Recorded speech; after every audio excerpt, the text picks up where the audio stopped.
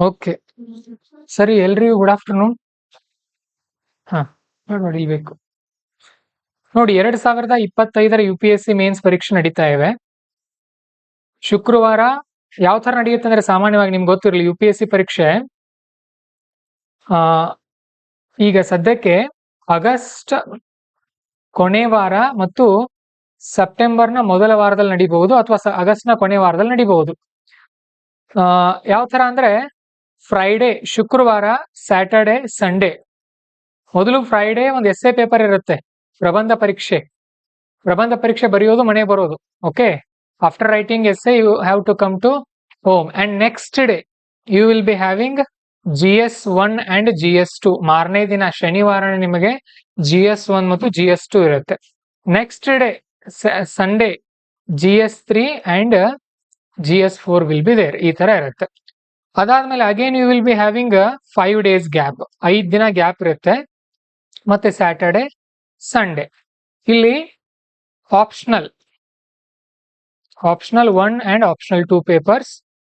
Here compulsory language, Kannada ತಗೊಂಡಿರೋರು Kannada, English ತಗೊಂಡಿರೋರು English ಇರುತ್ತೆ. ಆಮೇಲೆ ಇಂಗ್ಲಿಷ್ ಕಂಪಲ್ಸರಿ ಎಲ್ರಿಗೂ, ಕನ್ನಡ ತಗೊಂಡಿರೋರಿಗೆ ಕನ್ನಡ, ಮರಾಠಿ, ಹಿಂದಿ ಅವೆಲ್ಲ ಲ್ಯಾಂಗ್ವೇಜಸ್ ಬರುತ್ತೆ. ಈ ತರ ಎಕ್ಸಾಮ್ ನಡೆಯುತ್ತೆ. ಸೊ ಈಗ ನಾವು we are analysing the GS1 question paper. ನಾವು GS 1ನೇ ಪ್ರಶ್ನೆ ಪತ್ರಿಕೆಯನ್ನ ಇವತ್ತು ಅನಾಲಿಸಿಸ್ ಮಾಡೋರಿದ್ದೀವಿ. ನೋಡೋಣ ಎಲ್ಲೆಲ್ಲಿಂದ ಬರುತ್ತೆ, ಏನೇನ್ ಬರುತ್ತೆ ಅಂತ. ಮೊದಲು ಕ್ವಶನ್ಸ್ ನೋಡ್ರಿ. Total how many questions will be there? ಎಷ್ಟು ಕ್ವಶನ್ಸ್ ಇರುತ್ತೆ? 20 ಕ್ವಶನ್ ಇರುತ್ತೆ. GS 1ರಲ್ಲಿ 20 ಕ್ವಶನ್ ಇರುತ್ತೆ. ಗಮನ ಇಟ್ಕೊಂಡು ನೋಡಿ. First subject society.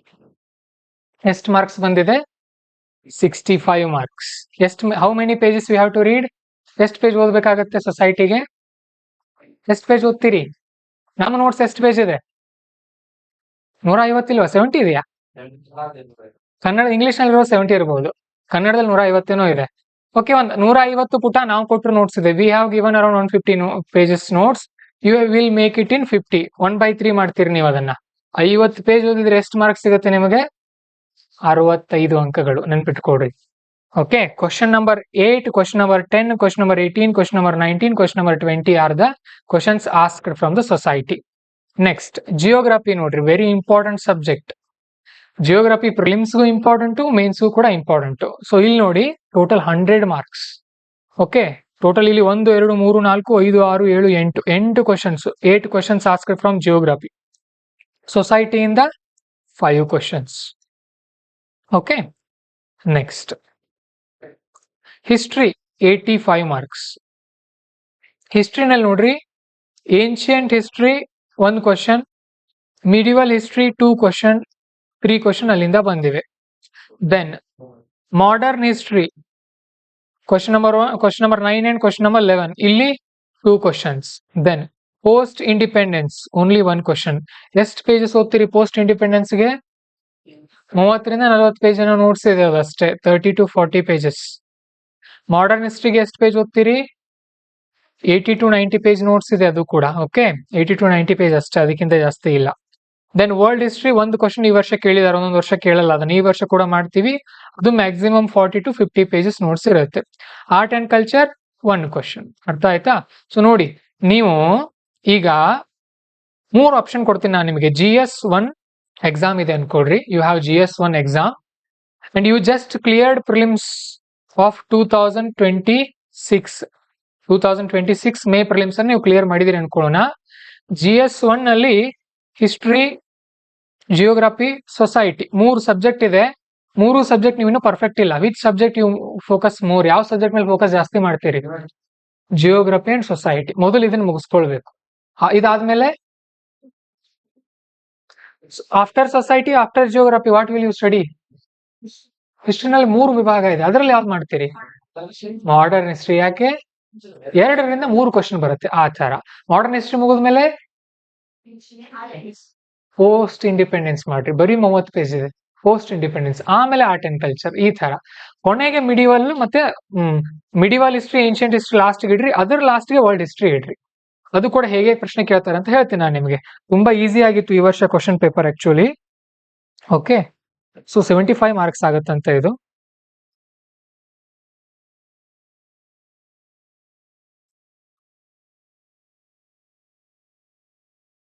ಓಕೆ, ಎಲ್ಲೋ ಮಿಸ್ಟೇಕ್ ಆಗಿದೆ, ಅದು ಇರ್ಲಿ, ಪರವಾಗಿಲ್ಲ, ಕರೆಕ್ಟ್ ಇದೆ. 15 ಪ್ಲಸ್ ಅಷ್ಟು ಕರೆಕ್ಟ್. ಓಕೆ, ಸೊ ಈಗ ಇಷ್ಟು ಪ್ರಶ್ನೆಗಳನ್ನ ಕೇಳಿದಾರೆ ಇವರು. ಹೇಗೆ ಕೇಳಿದಾರೆ ನೋಡೋಣ. ಈ GS ಒಂದು ಪ್ರಶ್ನೆ ಪತ್ರಿಕೆ ಏನಿತ್ತಲ್ಲ, ಇದರಲ್ಲಿ ಟೋಟಲ್ 20 ಪ್ರಶ್ನೆಗಳಲ್ಲಿ PYQ ಗಳಿಂದ ಡೈರೆಕ್ಟ್ ಬಂದಂತಹ ಪ್ರಶ್ನೆಗಳು 6. ಥಿಂಕ್ ಮಾಡ್ರಿ, 6 ಪ್ರಶ್ನೆ ಡೈರೆಕ್ಟ್ ಹಿಟ್. ಇನ್ನು ಪಾರ್ಷಿಯಲ್ PYQ ಗಳನ್ನ ಚೆನ್ನಾಗಿ ಓದ್ಕೊಂಡು ಹೋಗಿದ್ರೆ ಉತ್ತರಿಸಬಹುದಾಗಿತ್ತು. ಕ್ಯಾನ್ ಬಿ ಅಟೆಂಪ್ಟೆಡ್ ಎಷ್ಟಿವೆ 10. So 16 questions are from PYQs. ನೆನ್ಪಿಟ್ಕೊಡ್ರಿ, 20 ಕ್ವಶನ್ಗಳಲ್ಲಿ 16 PYQ ಗಳಿಂದಾನೇ ಬಂದಿದೆ. ಇಲ್ಲೂ ಕೂಡ ಇದ್ರಲ್ಲೂ ಕೂಡ ಹೇಗಿರುತ್ತೆ, ಯಾವ್ದ್ರಲ್ಲಿ ಪ್ರಿಲಿಮ್ಸ್ ಅಲ್ಲಿ ಹೇಗಿರುತ್ತೆ, ಅಲ್ಲೂ ಕೂಡ 60% PYQ ಬೇಸ್ಡೇ ಇರುತ್ತೆ. ನೆನ್ಪಿಟ್ಕೊಡ್ರಿ, PYQ ಬಿಟ್ಟು ಬೇರೆ ಏನೂ ಇಲ್ಲ. ಅದು SSLC ಎಕ್ಸಾಮ್ ಇರ್ಲಿ, PUC ಇರ್ಲಿ, ಡಿಗ್ರಿ ಇರ್ಲಿ, UPSC ಇರ್ಲಿ, ಎಲ್ಲ PYQ ಬೇಸ್ ಮೇಲೆ ಕೇಳ್ತಾ ಹೋಗ್ತಾರೆ ಅವರು. ಸೊ ನ್ಯೂ ಕ್ವಶನ್ಸ್ ಎಷ್ಟಿವೆ 4. ಸೊ ಮೊದಲು ನ್ಯೂ ಕ್ವಶನ್ ಇಂದ ಆರಂಭ ಮಾಡೋಣ. ನ್ಯೂ ಕ್ವಶನ್ ಗಳಲ್ಲಿ ನಮ್ಗೆ ಎಷ್ಟು ಸಾಲ್ವ್ ಮಾಡೋಕ್ ಬರುತ್ತೆ ಇಲ್ವೋ ನೋಡೋಣ. ಈಗ ಯಾರ್ಯಾರು ನಮ್ಮಲ್ಲಿ 1 ವರ್ಷದಿಂದ ಕೋಚಿಂಗ್ ತಗೊಳ್ತಾ ಇದ್ದೀರಿ, ನೀವು ಟ್ರೈ ಮಾಡ್ಬೇಕು. ಇದು ಪಾರ್ಷಿಯಲ್ ಇದೆ, ಡೈರೆಕ್ಟ್ ಇದೆ, ಇದು ನ್ಯೂ. ಫಸ್ಟ್ ಪ್ರಶ್ನೆ, ಕ್ವಶನ್ ನಂಬರ್ 7 ಇದೆ, ಜಿಯೋಗ್ರಫಿಯಿಂದ ಬಂದಿದೆ. What are ಸುನಾಮೀಸ್? ಗೊತ್ತಿರುತ್ತೋ ಇಲ್ವೋ? ಇದು ಜಿಯೋಗ್ರಫಿನಲ್ಲಿ ಬಂದಿರುತ್ತಲ್ಲ ನಮಗೆ. ಬೇಸಿಕ್ ಪ್ರಶ್ನೆ, ಸುನಾಮಿ ಅಂದರೇನು? ಏನ್ ಸುನಾಮಿ ಅಂದರೆ? ಸುನಾಮಿ ಹೇಗೆ ಉಂಟಾಗತ್ತೆ? ಯಾಕೆ ಲೋ ಪ್ರೆಷರ್ ಯಾಕೆ ಉಂಟಾಗುತ್ತೆ? ಅದು ಟೆಂಪರೇಚರ್ ನಿಂದ ಸುನಾಮಿಗೂ ಸಂಬಂಧ ಇದೆ ಅಲ್ಲ? ಇಲ್ಲ ಇಲ್ಲ ಇಲ್ಲ, ಯಾಕೆ ಉಂಟಾಗುತ್ತೆ ಸುನಾಮಿಗಳು? ಭೂಕಂಪದಿಂದ ಅಲ್ವಾ? ಅದೇ ಭೂಕಂಪಗಳು ಆಗೋದ್ರಿಂದ ಸಮುದ್ರದಲ್ಲಿ ಭೂಕಂಪ ಆದಾಗ ಸುನಾಮಿ ಉಂಟಾಗತ್ತೆ. ಯಾವುದು? ನೀವ್ ಹೇಳ್ತಾ ಇರೋದು ಸೈಕ್ಲೋನ್. ನಾನ್ ಕನ್ಫ್ಯೂಸ್ ಆದೆ, ನಾನ್ ಸುನಾಮಿಗಳು ಸಮುದ್ರದ ಒಳಗಡೆ ಭೂಕಂಪ ಆಯ್ತು ಅನ್ಕೊಡ್ರಿ, ಸುನಾಮಿಗಳು ಉಂಟಾಗತ್ತೆ. When there is earthquake inside the ocean, then tsunami will be created. ಇಷ್ಟೇ, ಮತ್ತೇನಿಲ್ಲ. Okay, how and where are they formed? ಅವು ಹೇಗೆ ಮತ್ತು ಎಲ್ಲಿ ರಚನೆ ಆಗುತ್ತವೆ, ಎಲ್ಲಿ ಉಂಟಾಗುತ್ತವು? ಸಮುದ್ರದ ಸೆಂಟರ್ ಭಾಗದಲ್ಲಿ. ಆಮೇಲೆ ದಡಕ್ಕೆ ಬರ್ತಾ ಬರ್ತಾ ಬರ್ತಾ ಅವುಗಳ ವೇಗ ಮತ್ತು ಅವ್ರ ಶಕ್ತಿ ಕಡಿಮೆ ಆಗುತ್ತೆ. What are their consequences? ಸುನಾಮಿಯ ಪರಿಣಾಮ ಏನು ಹೇಳ್ರಿ? ಏನ್ ಗೊತ್ತಿಲ್ಲ ನಮಗಿದು. ಏನೇನೆ ಸುನಾಮಿಯಿಂದ ಏನೇನು ಹಾನಿ ಆಗುತ್ತೆ ಗೊತ್ತಿರುತ್ತಲ್ಲ, ಒಂದು 5 ಪಾಯಿಂಟ್ ಬರೀತೀರಿ. Then explain with examples. ಇತ್ತೀಚೆಗೆ ಆಗಿರುವಂತ ಎಕ್ಸಾಂಪಲ್ಸ್ ಬೇಕಾಗತ್ತೆ. ಒಂದು 2-3 ಎಕ್ಸಾಂಪಲ್ಸ್. 150 ಪದ, 10 ಮಾರ್ಕ್ಸ್ ನ ಪ್ರಶ್ನೆ. ಆರಾಮಾಗಿ 4ರಿಂದ 5 ಮಾರ್ಕ್ಸ್ ತಗೊಳ್ಬಹುದು. ಓದ್ಕೊಂಡು ಹೋಗದೇ ಇದ್ರು ತಗೊಳ್ಬಹುದು. ನ್ಯೂಸ್ ಪೇಪರ್ ಓದ್ತಾ ಇದ್ರೆ ಸಾಕು, ನಿಮ್ಗೆ ಗೊತ್ತಿರುತ್ತೆ. ಇತ್ತೀಚೆಗೆ ಒಂದ್ ಕಡೆ ಸುನಾಮಿ ಆಗಿರುತ್ತೆ, ಹೌದಲ್ವಾ? Linked with PYQs. ಎಲ್ಲೂ PYQ ಗಳಲ್ಲಿ ಬಂದಿಲ್ಲ ಇದು, but it can be solved using cyclone ಅಂದ್ರೆ ಸ್ಟಡಿ ಮಾಡಿರ್ತೀವಿ, ವೋಲ್ಕ್ಯಾನಿಸಮ್, ಲ್ಯಾಂಡ್ ಸ್ಲೈಡ್ಸ್ ಎಲ್ಲ ಸ್ಟಡಿ ಮಾಡಿರ್ತೀವಿ ನೋಡ್ರಿ. ನ್ಯೂ ಇದೆ ಬಟ್ ಈಸಿ ಇದೆ, ನೆನ್ಪಿಟ್ಕೊಡ್ರಿ. ಓಕೆ, ಬರ್ಕೊಡ್ರಿ. ಒಂದ್ ಕಡೆ 4 ಮಾರ್ಕ್ಸ್ ಅಂತ ಬರ್ಕೊಡ್ರಿ. ಬರಿತಾ ಹೋಗ್ರಿ, ನಾನು ನೋಡೋಣ ಎಷ್ಟು ಸ್ಕೋರ್ ಮಾಡ್ಬೋದು ನಾವೆಲ್ಲ ಬರಿತಾ ಹೋದ್ರೆ. ದೆನ್ ಈ ಪ್ರಶ್ನೆ ನೋಡೋಣ. ಕ್ವಶನ್ ನಂಬರ್ 9, ಇದು ಹೊಸದಿದೆ. ಆನ್ಲೈನ್ ಅವ್ರು ಹೇಳ್ತಾ ಇದಾರೆ, very good Arun, advocate Dheeraj, GS, Ambu, Vishweshwar, Sachin, very good. Okay, then the ethos of civil service in India stand for the combination of professionalism with nationalistic conscience. Elucidate. ಪ್ರಶ್ನೆ ಇಲ್ಲಿವರೆಗೂ ಈ ತರ UPSC ನಲ್ಲಿ ಕೇಳಿಲ್ಲ. ಇದು ನೋಡಿದ್ರೆ ಎಥಿಕ್ಸ್ ತರ ಅನ್ಸುತ್ತೆ, ಹೌದಲ್ವಾ? ಪ್ರಶ್ನೆ ನೋಡಿದಾಗ ಎಥಿಕ್ಸ್ ತರ ಫೀಲ್ ಆಗ್ತಾ ಇದೆ, ಬಟ್ ಎಥಿಕ್ಸ್ ಪ್ರಶ್ನೆ ಅಲ್ಲ ಇದು. ನೋಡಿ, ಕ್ವಶನ್ ನಂಬರ್ 9 ಸೊಸೈಟಿಯಿಂದ ಬಂದಿದೆ. ಅದು ಇಲ್ಲಿಲ್ಲ. ಎಲ್ಲಿದೆ ಕ್ವಶನ್ ನಂಬರ್ 9? ಮಾಡರ್ನ್ ಹಿಸ್ಟ್ರಿಯಿಂದ ಬಂದಿದೆ. Okay okay okay okay okay ಎಲ್ಲೋಯ್ತು ಅದು?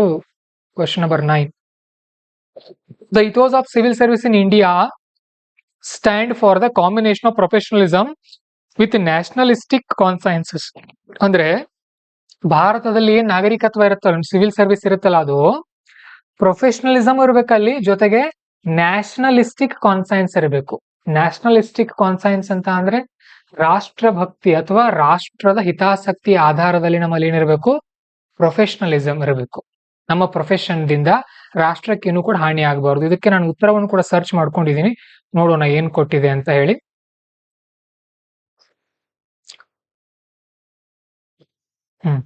ನಿಮಗೆ ಬಹುಶಃ ಕಾಣಲ್ಲ ಅನ್ಸುತ್ತಿದ್ದು. ಉದಾಹರಣೆಗೆ, ಭಾರತದ ನಾಗರಿಕ ಸೇವೆಯು ಆತ್ಮಸತ್ಯವು, ವೃತ್ತಿಪರತೆ ಮತ್ತು ರಾಷ್ಟ್ರಪ್ರಜ್ಞೆ ಎಂಬೆರಡನ್ನು ಸಮನ್ವಯಗೊಳಿಸಿರುವ ಸಮಗ್ರ ಮೌಲ್ಯ ಪದ್ಧತಿಯನ್ನು ಪ್ರತಿಬಿಂಬಿಸುತ್ತದೆ.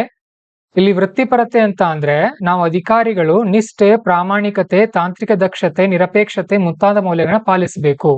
ಉದಾಹರಣೆಗಾಗಿ ಮಹಾತ್ಮ ಗಾಂಧೀಜಿಯವರ ಗ್ರಾಮೀಣ ಉದ್ಯೋಗ ಖಾತ್ರಿ ಅಥವಾ ಡಿಜಿಟಲ್ ಆಡಳಿತ ವ್ಯವಸ್ಥೆಯನ್ನ ಜಾರಿಗೊಳಿಸೋದಿರ್ಬೋದು. ರಾಷ್ಟ್ರ ಪ್ರಜ್ಞೆ ನಮ್ಮಲ್ಲಿ ಇರ್ಬೇಕಾಗತ್ತೆ. ಹಾಗೇನೆ ಸಮಗ್ರತೆ, ಏನ್ ನಾವು ಒಬ್ಬ ಆಫೀಸರ್ ಅಲ್ಲಿ ಏನೇನ್ ಇರ್ಬೇಕಾಗತ್ತಲ್ಲ ಗುಣಲಕ್ಷಣ, ಅವನ್ನೇ ಬರೆಯೋದು. ಮತ್ತೆ ಖಾಲಿ ಬಿಟ್ಟು ಬರೋ ಹಾಗಿಲ್ಲ ನೋಡ್ರಿ. You should not leave blank pages. ಖಾಲಿ ಪೇಜಸ್ ಕಾಣ್ತ ಅನ್ಕೊಡ್ರಿ, ಚೆಕ್ ಮಾಡಿರೋರ್ಗೆ ಏನಂತಾರೆ, ಇವ್ರು ಇಂಟೆಲಿಜೆಂಟ್ ಇಲ್ಲ ಅನ್ಕೊಳ್ತಾರೆ. ಅದಕ್ಕೆ ರಿಲೇಟೆಡ್ ಇರಬೇಕು. ಥಿಂಕ್ ಮಾಡ್ರಿ. ಈ ತರ ಕ್ವಶನ್ ನೋಡಿದ ತಕ್ಷಣ ನಿಮ್ಗೆ ಏನು ಕ್ಲಾರಿಟಿ ಸಿಗ್ಲಿಲ್ಲ, ಬಿಟ್ಟು ಬಿಡ್ರಿ ಅದನ್ನ. ಮೊದಲು ಉಳಿದಿರೋದು ಮುಗಿಸ್ಕೊಡ್ರಿ, ಆಮೇಲೆ ವಾಪಸ್ ಇಲ್ಲಿ ಬನ್ರಿ. ಏನ್ ಹೇಳ್ತಾ ಇದಾರೆ ಇಲ್ಲಿ ಸಿಂಪಲ್ ಆಗಿ, ಇಥೋಸ್ of civil service. Civil service ನಲ್ಲಿ ಏನಿರ್ಬೇಕು, ಕಾಂಬಿನೇಷನ್ ಇರಬೇಕು. ಏನಿರ್ಬೇಕು, ಪ್ರೊಫೆಷನಲಿಸಮ್ ಇರಬೇಕು, ನ್ಯಾಷನಲಿಸ್ಟಿಕ್ ಇರಬೇಕು. ಪ್ರೊಫೆಷನಲ್ ಅಂದ್ರೆ ಏನಿರಬೇಕು, ದಕ್ಷತೆ ಇರಬೇಕು. He should be efficient, honest, ಆಮೇಲೆ ಇಂಟೆಗ್ರಿಟಿ ಇರಬೇಕು. ಆಮೇಲೆ ನ್ಯಾಷನಲಿಸ್ಟ್ ಅಂದ್ರೆ ದೇಶಭಕ್ತಿ, ಆತನ ಇರಬೇಕು. ಒಂದು 5-6 ಪಾಯಿಂಟ್ ವಿತ್ ಎಕ್ಸಾಂಪಲ್ ಬರೆದ್ರೆ ಸಾಕು. ಇದು ನ್ಯೂ ಇದೆ, ಇದು ಈಸಿ ಕೂಡ ಇದೆ. ಏನೋ ಕಷ್ಟಪಟ್ಟು ಬರ್ದಿದ್ರಿ, 3 ಮಾರ್ಕ್ಸ್ ತಗೊಳ್ತಾ ಇದ್ರಿ ಅನ್ಕೊಂಡ ಸಾಕು. ಒಂದ್ 2 ಪೇಜ್ ಹೇಗೋ ಬರೆದ್ರಿ, 3 marks, 3 marks you are getting. ಮತ್ತೊಂದು ಹೊಸ ಕ್ವಶನ್ ನೋಡೋಣ. ಓಕೆ ನೋಡಿ, question number 15. How can artificial intelligence and drones be effectively used along with GIS and RS techniques in locational and aerial planning? ನೋಡಿ, ಎಲ್ಲಿ ಹುಡುಗರು ಫೇಲ್ ಆಗ್ತಾರಂತ ಅಂದ್ರೆ, ನೋಡ್ತಾರೆ ಇದನ್ನ ಆರ್ಟಿಫಿಷಿಯಲ್ ಇಂಟೆಲಿಜೆನ್ಸ್ ಅಂತ ನೋಡ್ತಾರೆ, ಡ್ರೋನ್ಸ್ ಅಂತ ನೋಡ್ತಾರೆ. ಓಕೆ, ಇಲ್ಲಿ GIS ಮತ್ತೆ RS ಅನ್ನೋ ವರ್ಡ್ ನೋಡ್ತಾರೆ, ಬಿಟ್ಟು ಬಿಡ್ತಾರೆ ಕ್ವಶನ್. ನನಗೂ ಗೊತ್ತಿಲ್ಲ, ನಿಮಗೂ ಗೊತ್ತಿಲ್ಲ, ಬಿಡ್ರಿ. ಅದನ್ನ ಅಷ್ಟೇ ಬಿಟ್ಟು ಉತ್ತರ ಬರಿಬಹುದ ನಾವು ಅದಕ್ಕೆ? ಇಲ್ಲಿ ಮುಂದಿನ ಪದಗಳನ್ನ ಓದ್ರಿ. Techniques in locational and aerial planning. Aerial plan ಮಾಡುವಾಗ, ಒಂದು ಭೂಮಿಯನ್ನ ಪ್ಲಾನಿಂಗ್ ಮಾಡುವಾಗ ನಾವು ಆರ್ಟಿಫಿಷಿಯಲ್ ಇಂಟೆಲಿಜೆನ್ಸ್ ಅನ್ನ ಮತ್ತೆ ಡ್ರೋನ್ ಗಳನ್ನ ಹೇಗೆ ಯೂಸ್ ಮಾಡಬಹುದು ಅಂತ ಕೇಳ್ತಾ ಇದ್ದಾರೆ. ಸ್ವಾಮಿತ್ವ ಸ್ಕೀಮ್ ಬರುತ್ತಲ್ಲ ಗೌರ್ಮೆಂಟ್. ಹಾಗೇನೆ 2018ರಲ್ಲಿ IRNSS ಅನ್ನುವಂತ ಒಂದು ನ್ಯಾವಿಗೇಷನ್ ಬಗ್ಗೆ ಒಂದು ಪ್ರಶ್ನೆ ಬಂದಿತ್ತು PYQs ನಲ್ಲಿ. ಓಕೆ, ಅದು GS1 ಅಲ್ಲಿ ಬಂದಿರಲಿಲ್ಲ. ಇಲ್ಲಿ ಇದಕ್ಕೆ ನೋಡ್ರಿ, ಇತ್ತೀಚೆಗೆ GS1 ಅಂದ್ರೆ GS1 ನಿಂದ ಮಾತ್ರ ಕೇಳ್ತಾರಂತ ಗ್ಯಾರಂಟಿ ಇರಲ್ಲ. ಇದು ಸೈನ್ಸ್ ಅಂಡ್ ಟೆಕ್ನಾಲಜಿ ಪ್ರಶ್ನೆ, ಬಟ್ ಬಂದಿರೋದೆಲ್ಲಿ, GS1 ರಲ್ಲಿ. ಯಾಕೆ ಬಂದಿದೆ ಇದು? ಆರ್ಟಿಫಿಷಿಯಲ್ ಇಂಟೆಲಿಜೆನ್ಸ್ ಅನ್ನ ಅವ್ರು ಏನ್ ಕನ್ಸಿಡರ್ ಮಾಡಿದಾರೆ, ಇಲ್ಲಿ ಗ್ಲೋಬಲೈಸೇಷನ್ ಗೆ ಆಡ್ ಮಾಡಿದ್ದಾರೆ. ಗ್ಲೋಬಲೈಸೇಷನ್ ಎಲ್ಲಿ ಬರುತ್ತೆ, ಸೊಸೈಟಿನಲ್ಲಿ ಬರುತ್ತಲ್ವಾ. They link artificial intelligence in globalisation. ಅದಕ್ಕೋಸ್ಕರ ಈ ಪ್ರಶ್ನೆ ಬಂದಿದೆ. ಓಕೆ, ನೀವೇನ್ ಮಾಡ್ಬೇಕು ಅಂದ್ರೆ ಡೈಲಿ 2 ಕ್ವಶನ್ ಅನ್ನ ಚಾಟ್ GPT ಹಾಕಿ ಉತ್ತರ ತಗೊಳ್ರಿ. ಡೈಲಿ 2 ಕ್ವಶನ್, ಬಟ್ ಜಸ್ಟ್ ನೋಡ್ರಿ ಅದನ್ನ ಏನ್ ಉತ್ತರ ಕೊಡುತ್ತೆ ಚಾಟ್ GPT. ಕನ್ನಡದವ್ರು ಕನ್ನಡದಲ್ಲಿ ನೋಡ್ರಿ, ಇಂಗ್ಲಿಷ್ನವ್ರು ಇಂಗ್ಲಿಷ್ನಲ್ಲಿ ನೋಡ್ರಿ. ಜಸ್ಟ್ ಆನ್ಸರ್ ಏನ್ ಸಿಗುತ್ತೆ ಇದಕ್ಕೆ ಅಂತ ಹೇಳಿ. ಓಕೆ, ಇಲ್ಲಿ ನೋಡಿ, ಫಸ್ಟ್ ಒನ್ ಏನ್ ಮಾಡ್ತೀವಿ ನಾವು, AI ಮತ್ತು ಡ್ರೋನ್ ಗಳಿಂದ ಡೇಟಾ ಕಲೆಕ್ಷನ್ ಮಾಡ್ತೀವಿ. 2ನೇ ಪಾಯಿಂಟ್ ಅನಾಲಿಸಿಸ್ ಮಾಡೋದು. 3ನೇದು ಅರ್ಬನ್ ಮತ್ತೆ ರೀಜನಲ್ ಪ್ಲಾನಿಂಗ್ ಮಾಡಬಹುದು. ಉದಾಹರಣೆಗೆ ಸ್ಮಾರ್ಟ್ ಸಿಟಿ ಪ್ರಾಜೆಕ್ಟ್ಗಳು, ಅಗ್ರಿಕಲ್ಚರ್ ನಲ್ಲಿ ಯೂಸ್ ಮಾಡಬಹುದು, ಡಿಸಾಸ್ಟರ್ ಮ್ಯಾನೇಜ್ಮೆಂಟ್ ಯೂಸ್ ಮಾಡಬಹುದು, ಎನ್ವೈರ್ಮೆಂಟಲ್ ಪ್ಲಾನಿಂಗ್ ಯೂಸ್ ಮಾಡಬಹುದು. ಇವೆಲ್ಲ ಹೊಸದನ್ನ ಅವನೇ ಕಲಿತಾ ಇದೀವಲ್ವಾ. ಇಲ್ಲಿ ನಮಗ್ ಗೊತ್ತಿರೋ ಪಾಯಿಂಟ್ಸ್ ಅನ್ನೇ ಬರೆಯೋದಿರುತ್ತೆ, ಬಟ್ ಮೆಥಡ್ ವಿಭಿನ್ನವಾಗಿರುತ್ತೆ. We have to support the question. Question support ಆಗೋ ತರ ಉತ್ತರ ಬರಿಬೇಕಷ್ಟೇ. ಮಾಡ್ಬೋದಾ ಇದನ್ನ? ಅಂದ್ರೆ ಈ ತರ ನಿಮ್ಗೆ ಯಾವಾಗ ಗೊತ್ತಾಗತ್ತಂದ್ರೆ, ಈ ತರ ಅನಾಲಿಸಿಸ್ ಮಾಡೋ ಕ್ಲಾಸ್ಗಳನ್ನ ನೋಡಿದಾಗ ಮತ್ತು PYQ ನೀವು ಸ್ಟಡಿ ಮಾಡ್ಕೊಂಡಾಗ. ಸೊ ಇದಕ್ಕೂ ಹೇಗೋ ಕಷ್ಟಪಟ್ಟು ಬರೆದ್ರಿ, 3 ಮಾರ್ಕ್ಸ್ ಸಿಕ್ತ ಅನ್ಕೊಡ್ರಿ. ನೆಕ್ಸ್ಟ್ ಇನ್ನೂ ಒಂದು ಕ್ವಶನ್, ಹೊಸ ಪ್ರಶ್ನೆ ಮತ್ತೆ. How do you account for growing fast food industries given that there are increased health concerns in modern society? Illustrate your answer with the Indian experience. ಭಾರತದಲ್ಲಿ ಏನಾಗ್ತಾ ಇದೆ, ಫಾಸ್ಟ್ ಫುಡ್ ಇಂಡಸ್ಟ್ರಿಗಳು ಬೆಳೀತಾ ಇವೆ, ಇದರಿಂದ ಏನಾಗ್ತಾ ಇವೆ, ಹೆಲ್ತ್ ಕಾಳಜಿಗಳು ಉಂಟಾಗ್ತಾ ಇವೆ. ಇಲಿಸ್ಟ್ರೇಟಿವ್ answer with your Indian experience. ನಿಮ್ಮ ಭಾರತಕ್ಕೆ ಸಂಬಂಧಪಟ್ಟ ಹಾಗೆ ಎಕ್ಸಾಂಪಲ್ ಗಳನ್ನ ಕೊಡ್ರಿ ಅಂತ ಹೇಳ್ತಾ ಇದ್ದಾರೆ. This theme is new in GS1. ಇದು ಇಂಡಸ್ಟ್ರಿಗಳು ನಮಗ್ ಬರೋದು GS3 ನಲ್ಲಿ, ಫುಡ್ ಪ್ರೊಸೆಸಿಂಗ್ ಅಂತ ಬರುತ್ತೆ. ಬಟ್ GS1 ಅಲ್ಲಿ ಹಾಕಿದಾರೆ ಅವ್ರು. ಯಾಕೆ? ಸೊಸೈಟಿ ಚೇಂಜ್ ಆಗ್ತಾ ಇದೆ. ಮೊದಲು ಎಲ್ಲರೂ ನಾವೇ ಮನೇಲಿ ಅಡಿಗೆ ತಯಾರು ಮಾಡ್ಕೊತಾ ಇದ್ವಿ. We need to prepare food, but today every one is ordering on online or street food. ಉದಾಹರಣೆಗೆ ಮೊನ್ನೆ ಪ್ರಧಾನಮಂತ್ರಿ ಅವರು ಭಾಷಣ ಮಾಡ್ತಾ ಇದ್ರು, ಕೆಂಪು ಕೋಟೆ ಮೇಲೆ ನಿಂತ್ಕೊಂಡು ಭಾಷಣ ಮಾಡ್ತಾ ಇದ್ರು. ಅವ್ರು ಹೇಳಿದ್ರು, ಅಬ್ ಹಮಾರ ಇಂಡಿಯಾ, ಏನೋ ಹಿಂದಿನಲ್ಲಿ ಏನು ಬರುತ್ತದೋ, 3 लोग में एक ಒಬಿಸಿಟಿ ಸೆ ಸಫರ್ ಕರ್ ರಹಾ ಹೈ ಅಂದ್ರು. ಮೋದಿ ಕ್ಯಾಮರಾದವರು ಅಮಿತ್ ಶಾ ಅವ್ರನ್ನ ತೋರಿಸಿದ್ರು. ಇಲ್ಲ, ಟ್ರೋಲ್ ಆಗಿತ್ತು ಸೋಷಿಯಲ್ ಮೀಡಿಯಾದಲ್ಲಿ, ನೀವು ನೋಡಿದ್ರೆ ಗೊತ್ತಾಗತ್ತೆ. ನಮ್ ಭಾರತದಲ್ಲಿ ಈಗ 3 ಜನ ಇದಾರೆ ಅನ್ಕೊಡ್ರಿ, ಅದ್ರಲ್ಲಿ ಒಬ್ರು ಒಬೆಸಿಟಿಯಿಂದ ನರಳ್ತಾ ಇದ್ದಾರೆ. ಅದನ್ನೇ ಹಾಕ್ರಿ, ಕಾಂಟೆಕ್ಸ್ಟ್ ನಲ್ಲಿ ಏನ್ ಹಾಕ್ರಿ, ಇತ್ತೀಚೆಗೆ ಪ್ರಧಾನಮಂತ್ರಿ ಅವರು ಮಾಡಿದ ಭಾಷಣದಲ್ಲಿ ಅಥವಾ ಇತ್ತೀಚೆಗೆ ಪ್ರಧಾನಮಂತ್ರಿಗಳು ಭಾರತದ ಮೂವರಲ್ಲಿ ಒಬ್ಬರು ಒಬೆಸಿಟಿ ಅಥವಾ ಏನಂತ ಕರೀತೀವಿ ಕನ್ನಡದಲ್ಲಿ ಇದಕ್ಕೆ ಬೊಜ್ಜಿನಿಂದ ಸ್ಥೂಲಕಾಯದಿಂದ ನರಳುತ್ತಾರೆ ಎಂದು ಹೇಳಿದ್ದಾರೆ. ಒಂದು ಇದೇ ಕಂಟೆಕ್ಸ್ಟ್ ಆಗುತ್ತೆ, ಖುಷಿ ಆಗುತ್ತೆ ಚೆಕ್ ಮಾಡೋರ್ಗೆ, ಅಂದ್ರೆ ಇವರು ಪ್ರೆಸೆಂಟ್ ನಲ್ಲಿ ಬಾಳ್ತಾ ಇದಾರೆ ಅಂತ ಅರ್ಥ. ಓಕೆ ಸರಿ, ಒಂದು ಎಷ್ಟು ಮಾರ್ಕ್ಸ್ ನ ಪ್ರಶ್ನೆ ಇದು? 250 ವರ್ಡ್ಸ್, 15 ಮಾರ್ಕ್ಸ್ ನ ಪ್ರಶ್ನೆ ಇದೆ. How do you account for growing fast food industries given that there is increased health concerns in modern society? ಮೊದಲನೇದು, ಈ ಫಾಸ್ಟ್ ಫುಡ್ ಇಂಡಸ್ಟ್ರಿಗಳು ಗ್ರೋತ್ ಆಗ್ತಾ ಇದೆ ಅಲ್ವಾ, ಸೊ ಇದಕ್ಕೆ ನಾವು ಪುರಾವೆ ಕೊಡ್ಬೇಕು. 2-3 ಪಾಯಿಂಟ್ ಬರಿಬೇಕು. ಫಸ್ಟ್ ಪಾಯಿಂಟ್ ಏನ್ ಬರೀತೀರಿ? ಹೇಗ್ ಬರೀತೀರಿ? First point, street foods are increasing. Why? Due to social media, ಅದೊಂದು ಕಾರಣ. And due to students leave their, ವಿದ್ಯಾರ್ಥಿಗಳು ತಮ್ಮ ಮನೆಯನ್ನ ಬಿಟ್ಟು ಬೇರೆ ಸಿಟಿನಲ್ಲಿ ಹೋಗಿ ಓದ್ತಿರ್ತಾರೆ. ಆಮೇಲೆ ಎಷ್ಟೋ ಜನ ವರ್ಕರ್ಗಳು ತಮ್ಮ ಊರುಗಳನ್ನ ಬಿಟ್ಟು ಹೋಗಿ ಬೇರೆ ಕಡೆ ಓದ್ತಿರ್ತಾರೆ, ಇದು ಒಂದು ಕಾರಣ. ಮತ್ತೆ ಲಕ್ಸುರಿಯಸ್ ಲೈಫ್ ಸ್ಟೈಲ್ ಅಲ್ವಾ, ಮತ್ತೆ ಅಡಿಕ್ಷನ್ಗಳು, ಹಾ ಆ ಕಾರಣಕ್ಕಾಗಿ. ಇದು ಒಂದು 2-3 ಪಾಯಿಂಟ್. ಇದರಿಂದ ಹೆಲ್ತ್ ಕನ್ಸರ್ನ್ಸ್ ಏನೇನಾಗುತ್ತೆ ಎಕ್ಸಾಂಪಲ್ಸ್ ಬರೀಬೇಕು ಅದನ್ನ. ಓಕೆ, ಇದು ಕೂಡ ನೀವು 15 ಮಾರ್ಕ್ಸ್ ನ ಪ್ರಶ್ನೆ ಇದೆ, ಕಷ್ಟಪಟ್ಟು ಹಾಗೂ ಹೀಗೋ ಬರೆದು ಒಂದು 7 ಮಾರ್ಕ್ಸ್ ತಗೊಂಡ್ರಿ ಅನ್ಕೊಳ್ಳೋಣ. ಟೋಟಲ್ ಗೊತ್ತಿಲ್ಲದೆ ಇರೋ ಪ್ರಶ್ನೆಗಳಿಗೆ, ಹೊಸ ಪ್ರಶ್ನೆಗಳಿಗೆ 7, 3, 10, 10, 3, 13, 13, 4, 17 ಮಾರ್ಕ್ಸ್ ಬಂತು ನಿಮಗೀಗ. ಓಕೆ, ಸೊ ಈಗ ನೆಕ್ಸ್ಟ್ ನಾವು ಪಾರ್ಷಿಯಲ್ಗೆ ಹೋಗೋಣ. ಸ್ವಲ್ಪ ಪಾರ್ಷಿಯಲ್ ದಿಂದ ಬರೋಣ. ಕ್ವಶನ್ ನಂಬರ್ 1 ತುಂಬಾ ಚೆನ್ನಾಗಿವೆ ಕ್ವಶನ್ಸ್, ಏನು ಹಳೇದಿಲ್ಲ, ಏನು ಹೊಸದಿಲ್ಲ ಇದರಲ್ಲಿ. First question, discuss salient features of Harappan architecture. Harappan architecture ಅಂದ್ರೆ ಸಿಂಧೂ ನದಿ ಕಣಿವೆಯಲ್ಲಿ ಏನು ಇತ್ತಲ್ವಾ, ಅದೇ ಹೇಳ್ರಿ. ಒಂದ್ 2-3 ಪಾಯಿಂಟ್. ಆರ್ಟ್ ಅಂಡ್ ಕಲ್ಚರ್ ಯಾರ್ಯಾರು ಮುಗಿಸಿದಿರಿ ಹೇಳ್ರಿ ನೋಡೋಣ.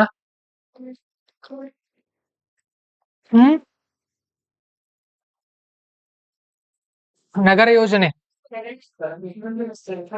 ಒಂದೊಂದೇ ಸಮಾಧಾನ. ಓಕೆ, ಫಸ್ಟ್ ಅರ್ಬನ್ ಪ್ಲಾನಿಂಗ್ ಹೇಗಿತ್ತು? ಚರಂಡಿ ವ್ಯವಸ್ಥೆ, ಒಳ ಚರಂಡಿ ವ್ಯವಸ್ಥೆ ಇತ್ತು. ಮತ್ತೆ ರಸ್ತೆಗಳು ಹೇಗಿದ್ವು? ರೆಕ್ಟ್ಯಾಂಗಲ್, ಆಯತಾಕಾರದಲ್ಲಿ. ಡೈಗ್ರಾಮ್ ತೆಗಿಬೇಕು ನೀವು. ಓಕೆ, ಡೈಗ್ರಾಮ್ ಇರ್ಬೇಕಂದ್ರೆ ಸ್ಕೋರ್ ಆಗತ್ತೆ. ಆಮೇಲೆ ಮತ್ತೆ ಬೀದಿ ದೀಪ, ಮತ್ತೆ ಅರವಟ್ಟಿಕೆಗಳು, ಮತ್ತೆ ಒಂದ್ ನಿಮಿಷ, ಆರ್ಕಿಟೆಕ್ಚರ್ ವಾಸ್ತುಶಿಲ್ಪ, ಮತ್ತೆ buildings, first floor second floor, ಎರಡೆರಡು ಅಂತಸ್ತಿನ ಮನೆಗಳು ಇರ್ತಾ ಇದ್ವು. ಮತ್ತೆ ಇಟಿಗಳಿಂದ ಮಾಡ್ತಾ ಇದ್ರು. ಮತ್ತೆ ಒಂದ್ ಯಾವ್ದೋ ಸ್ವಿಮ್ಮಿಂಗ್ ಪೂಲ್ ಇತ್ತು ನೋಡ್ರಿ, ಅದನ್ನ ಹೇಳ್ರಿ. ಆಮೇಲೆ ಆರ್ಕಿಟೆಕ್ಚರ್ ವಾಸ್ತುಶಿಲ್ಪ, ಬಂದರ್ಗಳಿದ್ವಲ್ಲ ಅವು ಕೂಡ ಆರ್ಕಿಟೆಕ್ಚರ್ ಅಲ್ವಾ? ಎಲ್ಲಿತ್ತು? ಬಂದರ್ಗಳಲ್ಲಿತ್ತು, ದೋಲ್ವೀರಾದಲ್ಲಿತ್ತು. ಉಗ್ರಾಣಗಳಿದ್ವು. ಕೃಷಿ ಅಲ್ಲ, ಅಲ್ಲಿ ಏನ್ ಕೇಳಿದಾರೆ ಅದನ್ನ ಹೇಳ್ರಿ, ನಿಮಗ್ ಗೊತ್ತಿರೋದಲ್ಲ. ಆರ್ಕಿಟೆಕ್ಚರ್ ಬಗ್ಗೆ ಕೇಳಿದಾರೆ ಅವರು. They asked about architecture. ಸ್ನಾನ ಗೃಹಗಳು ಇರ್ತಾ ಇದ್ವು ನೋಡ್ರಿ. ಇದೇ 10 ಪಾಯಿಂಟ್ ಆಯ್ತು, ಅವ್ರು ಕೇಳಿರೋದು 10 ಮಾರ್ಕ್ಸ್ಗೆ. ಸಾಕು, 4-5 ಮಾರ್ಕ್ಸ್ ಸಿಕ್ಕರೆ ನಮಗೆ. ಇದು ಆರ್ಟ್ ಅಂಡ್ ಕಲ್ಚರ್ ನಲ್ಲಿ ರಿಪೀಟ್ ಆಗಿರುವಂತ ಥೀಮ್, 5 ಮಾರ್ಕ್ಸ್ ತಗೊಳ್ಬಹುದು ಇದರಲ್ಲಿ, ನೆನ್ಪಿಟ್ಕೊಳ್ರಿ.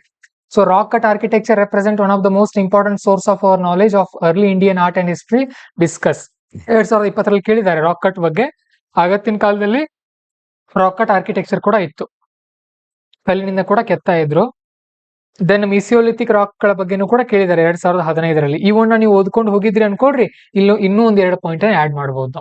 ಇಷ್ಟೇ. ನೀವೇನ್ ಮಾಡ್ತಾ ಇದ್ರಿ ಆನ್ಸರ್ ರೈಟಿಂಗ್ ಅಂದ್ರೆ, ಡೈಲಿ ಒಂದೊಂದ್ 2 ಕ್ವಶನ್ ರೂಮ್ ಅಲ್ಲಿ ಬರ್ಕೊಂಡು ಕುತ್ಕೊಳ್ತಾ ಇದ್ರಿ 1 ಗಂಟೆ. ಅದನ್ನ ಮಾಡಬೇಡ್ರಿ, PYQ ಓದ್ಕೊಳ್ರಿ. ಕ್ವಶನ್ ಏನ್ ಕೇಳಿದ್ದಾರೆ, ಆನ್ಸರ್ ಏನ್ ಬರಿಬಹುದು ಇದಕ್ಕೆ ಅಷ್ಟೇ.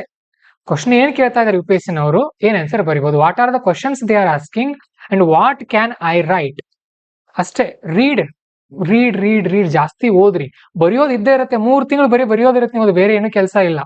Okay, after clearing prelims you will be having lot of time and dedication for writing. Now you focus on reading. ಎಷ್ಟು ಓದ್ತೀರಿ ಅಷ್ಟು ಒಳ್ಳೇದು. ಓಕೆ, ಇಲ್ಲ 5 ಮಾರ್ಕ್ಸ್ ಸಿಕ್ತು ಅನ್ಕೊಳ್ರಿ. ನೆಕ್ಸ್ಟ್ ಬನ್ನಿ, examine the main aspects of Akbar's religious syncretism. ಬಿಡ್ರಿ, ಈ ಪದ ಗೊತ್ತಿಲ್ಲ ಅನ್ಕೊಳ್ರಿ, ನನಗೂ ಗೊತ್ತಿಲ್ಲ, ನಾನು ಚೆಕ್ ಮಾಡಿದೀನಿ ನಿನ್ನೆ. ಅಕ್ಬರ್ನ ಬಗ್ಗೆ ಓದುವಾಗ, when we read about history with respect to Akbar, he was generous with all religious, ಅಂದ್ರೆ ಆಲ್ ರಿಲಿಜನ್, ಎಲ್ಲಾ ಧರ್ಮಗಳ ಬಗ್ಗೆ ಅವನಿಗೆ ಏನಿತ್ತು? ಉದಾರತ್ವ ಇತ್ತು, ಸಮಭಾವ ಇತ್ತು ಅವನಿಗೆ, ಅಲ್ವಾ? ಸೊ ಅವನೇನ್ ಹೇಳ್ತಾನೆ, examine the main aspect of Akbar's religious syncretism. ಅವನ್ ಏನೇನ್ ಮಾಡೋದು ಅದ್ರ ಬಗ್ಗೆ ಬರೀರಿ. ಪದ ಅರ್ಥ ಆಯ್ತು ಗೊತ್ತಿತ್ತು ಎಕ್ಸಾಕ್ಟ್ ಆಗಿ ಬರೀರಿ, ಗೊತ್ತಿಲ್ಲ ಅದಕ್ಕೆ ಸಂಬಂಧಪಟ್ಟಾಗ ಬರೀರಿ. ಏನ್ ಮಾಡಿದ ಅಕ್ರಾರ್? What is the new thing he did with respect to religion? ಯಾರಿಗ್ ಗೊತ್ತಿದೆ? ಮತ್ತೆ ಆಗಾಗ ಪಂಡಿತರ ಮೀಟಿಂಗ್ ಅನ್ನ ಮಾಡಿಸ್ತಾ ಇದ್ದ ಆತ. ಮತ್ತೆ ಒಂದು ಒಳ್ಳೆ ಅಂಶ ಮಾಡಿದ್ದ ನೋಡ್ರಿ. ಅವ್ನು ಏನ್ ಮಾಡಿದ್ದ ಹೇಳ್ರಿ ನೋಡೋಣ, ಯಾರು ಹೇಳ್ತೀರಿ? He created his own religion, Din i Ilahi. ಹಾ he never forced anyone. Okay, ಸರಿ ಸರ್, ಇದಕ್ಕೆ ಎಲ್ಲಿಂದ ನಾವು ಪ್ರಶ್ನೆಗಳನ್ನ ತರೋಣ ಅಂದ್ರೆ, ಥಿಂಕ್ ಮಾಡ್ರಿ. ಇತಿಹಾಸದಲ್ಲಿ ಅಕ್ಬರ್ನ ಬಗ್ಗೆ ಧರ್ಮ ಅಂತ ಬಂದಾಗ ಮೃದು ಧೋರಣೆ ಇದೆ. ಆತ ಯಾರು ಕೂಡ ಧರ್ಮದ ವಿಚಾರದಲ್ಲಿ ಫೋರ್ಸ್ ಮಾಡಿಲ್ಲ. 2021ರಲ್ಲಿ they asked evaluate the nature of Bhakti literature and its contribution 2021ರಲ್ಲಿ. Then Bhakti movement received remarkable reorientation with the advent of Shri Chaitanya Mahaprabhu 2018. Sufis and medieval mystic saints failed to modify either religious ideas and practices or outward structure of the Hindu-Muslim societies to any appreciable extent. 2014. ನೋಡಿ, ಎಲ್ಲ ಇದನ್ನ ಕೇಳ್ತಾ ಇರೋದು ಯಾವಾಗ ಅವರು? Medieval history. Medieval ಹಿಸ್ಟ್ರಿಯಿಂದ ಏನ್ ಕೇಳ್ತಾರೆ? ಧರ್ಮದ ಬಗ್ಗೆ ಕೇಳ್ತಾರೆ. They are asking with respect to religion of medieval history. Akbar ಎಲ್ಲಿ ಬರ್ತಾನೆ? ಮಿಡಿವಲ್ ಏನ್ಶಿಯಂಟ್ ನಲ್ಲಿ, ಮಿಡಿವಲ್ ಹಿಸ್ಟ್ರಿನಲ್ಲಿ ಬರ್ತಾನೆ. ಸೊ ಅವಾಗ ನಾವು ಓದ್ಕೊಂಡು ಹೋಗ್ಬೇಕು ಅದ್ರ ಬಗ್ಗೆ. UPSC ಅಂದ್ರೆ ಇಷ್ಟೇ. ಇಲ್ಲಿ ಅವರು ಬೇರಿಗಿಳಿಯಲ್ಲ. ಮೇನ್ಸ್ ಕ್ವಶನ್ ಅಲ್ಲಿ ಅವರು ಕಾಂಡದಲ್ಲೇ ಅಥವಾ ಹಣ್ಣು ಹಂಪಲ್ನಲ್ಲೇ ಇರ್ತಾರೆ. ಮೇಲ್ ಏನ್ ಕಾಣುತ್ತೆ ಅದನ್ನೇ ಕೇಳ್ತಾರೆ ಅವ್ರ ಪ್ರಶ್ನೆ. ಅವರು ಏನ್ ಬೇಕಾದ್ ಕೇಳ್ಬೋದಾಗಿತ್ತು ನಿಮಗೆ ಪ್ರಶ್ನೆಗಳನ್ನ. ಜಿಯೋಗ್ರಫಿ ಅಂದಾಗ ಸಿಂಪಲ್ ಪ್ರಶ್ನೆ ಕೇಳಿದ್ರು. ಸುನಾಮಿ ಅಂದ್ರೆ ಏನು? 7ನಂತೆಗಿರುತ್ತೆ ಅದು ಪ್ರಶ್ನೆ, 7ನೇ ತರಗತಿ ವಿದ್ಯಾರ್ಥಿಗಳಿಗಿರುತ್ತೆ. ಓಕೆ, ಸೊ ಆ ತರ ಅಕ್ಬರ್ನ ಧರ್ಮದ ಬಗ್ಗೆ ಇದೆ. ನೀವೇನೋ ಸರಿಯಾಗಿ ಓದ್ಕೊಂಡು ಹೋಗಿದ್ರೆ ಚೆನ್ನಾಗಾಗತ್ತೆ ಸ್ಕೋರ್. ಓದ್ಕೊಂಡಿಲ್ಲ ಅಂದ್ರೆ ಅದು ಚೆನ್ನಾಗಲ್ಲ. ಒಂದು 3 ಮಾರ್ಕ್ಸ್ ತಗೊಂಡ್ರಿ ಅನ್ಕೋಣ. ಇಲ್ಲಿ ನೆಕ್ಸ್ಟ್ ಬನ್ನಿ, ಇದು ಪಾರ್ಷಿಯಲ್ ಇದೆ. Yes Arun, very good. The sculptures filled the Chandela art form with resilient vigor and breadth of life elucidate. ಚಾಂಡೇಲರು ಮಿಡಿವಲ್ ಹಿಸ್ಟ್ರಿಯಲ್ಲಿ ಬರ್ತಾರೆ. ಎಲ್ಲಿದ್ರಿ ಇವರು? ಖುಜುರಾಹೋ ಟೆಂಪಲ್ ಅಂತ ಕೇಳಿದಿರಿ?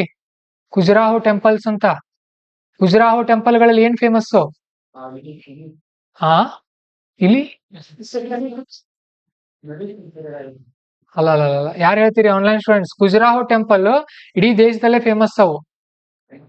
ಯಾಕೆ ಹೇಳ್ರಿ? ಎಂತ ವಾಸ್ತುಶಿಲ್ಪ ಇದೆ ಅದ್ರ ಮೇಲೆ? ಅಲ್ಲ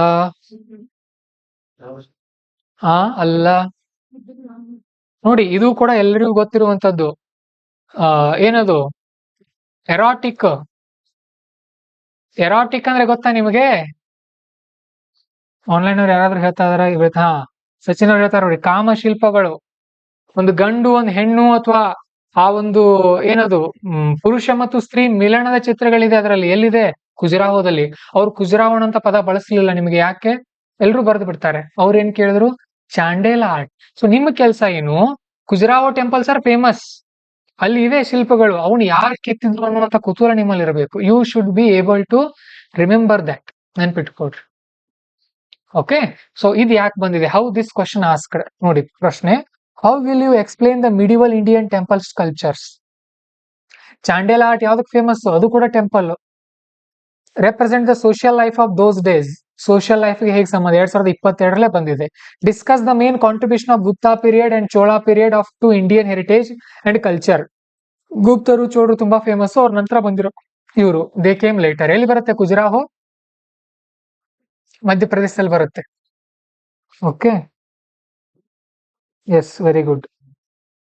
then Chola architecture represent high water mark in evolution of temple architecture. Temple architecture ಬಗ್ಗೆ ಆರ್ಟ್ ಅಂಡ್ ಕಲ್ಚರ್ ನಲ್ಲಿ ಕಲ್ತಿರ್ತೀವಿ. ಎಲ್ಲೆಲ್ಲಿ ಯಾವ್ದಿದೆ ಅಂತ ನೋಡಿರ್ತೀವಿ. ಪ್ರತಿಯೊಂದ್ರ ಬಗ್ಗೆ 4-5 ಪಾಯಿಂಟ್ ನೆನ್ಪಿಟ್ಕೊಡ್ರಿ ಸಾಕು. When it comes to Badami and Aihole ಒಂದು 4-5 ಪಾಯಿಂಟ್. ಕೈಲಾಸನಾಥ ದೇವಾಲಯ ಒಂದು 4-5 ಪಾಯಿಂಟ್ಸ್. ಚೋಳರದು ಒಂದು 4-5 ಪಾಯಿಂಟ್ಸ್. ಆಮೇಲೆ ನಮ್ ಕರ್ನಾಟಕದವರು ಬಾದಾಮಿ ಚಾಲುಕ್ಯರು. ಆಮೇಲೆ ಯಾರ್ಯಾರು ಬರ್ತಾರೆ? ಹೊಯ್ಸಳರದು. ಬಾದಾಮಿ ಚಾಲುಕ್ಯರದು ಒಂದು 5 ಪಾಯಿಂಟ್ ಗೊತ್ತಿರ್ಲಿ. ಆಮೇಲೆ ಇವರು ಯಾರು? ಹೊಯ್ಸಳರ ಬಗ್ಗೆ. ಆಮೇಲೆ ವಿಜಯನಗರ ಅವ್ರ ಬಗ್ಗೆ. ಆಮೇಲೆ ಕಲ್ಯಾಣ ಚಾಲುಕ್ಯರು, ಇವ್ರ ಬಗ್ಗೆ. ಕದಂಬರು ಅಷ್ಟು ಫೇಮಸ್ ಇಲ್ಲ ವಾಸ್ತುಶಿಲ್ಪದಲ್ಲಿ.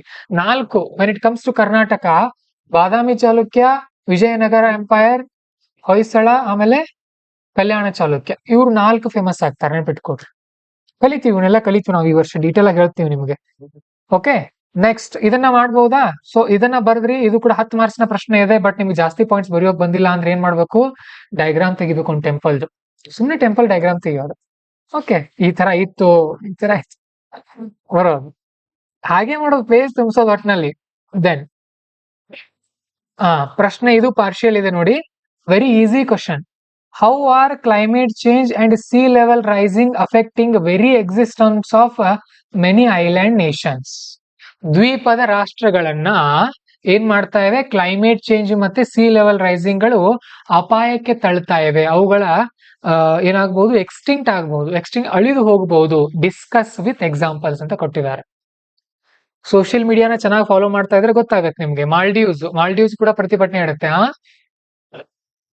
ಕರೆಂಟ್ ಅಫೇರ್ಸ್ ನಲ್ಲಿ ಬರುತ್ತೆ ನೋಡ್ರಿ. ಮಾಲ್ಡೀವ್ಸ್ ಕೂಡ ಹೇಳ್ತಾ ಇದೆ, ಜಾಸ್ತಿ ಮಾಡ್ಬೇಡ್ರಿ, ನಮಗೆಲ್ಲ ತೊಂದರೆ ಆಗತ್ತೆ ಅಂತ. ಕೆಲವೊಂದು ದ್ವೀಪಗಳು ಅಳಿದೇ ಹೋಗೋದಿದೆ. ಓಕೆ, ಇಲ್ಲಿ ನೋಡಿ, ಅಸೆಸ್ ದ ಅದಕ್ಕೆ ಲಿಂಕ್ಡ್ PYQs 2019-22 ಕೇಳಿದ್ದಾರೆ. Assess the impact of global warming on coral life system with examples. Examples ಅಂದ್ರೆ ಏನ್? ಮತ್ತೆ ಅದೇ ದ್ವೀಪಗಳು. How do the melting of Arctic ice and glaciers of Antarctic differently affect the weather patterns and human activities on the earth? ಮತ್ತೆ ಅದೇ ice ಕರಗಿ ಬಂದ್ರೆ ಏನಾಗುತ್ತೆ ಅಂತ ಕೇಳ್ತಾ ಇದ್ರೆ, ಆ ದ್ವೀಪಗಳೇ ಮುಳುಗೋದು ಅಲ್ವಾ?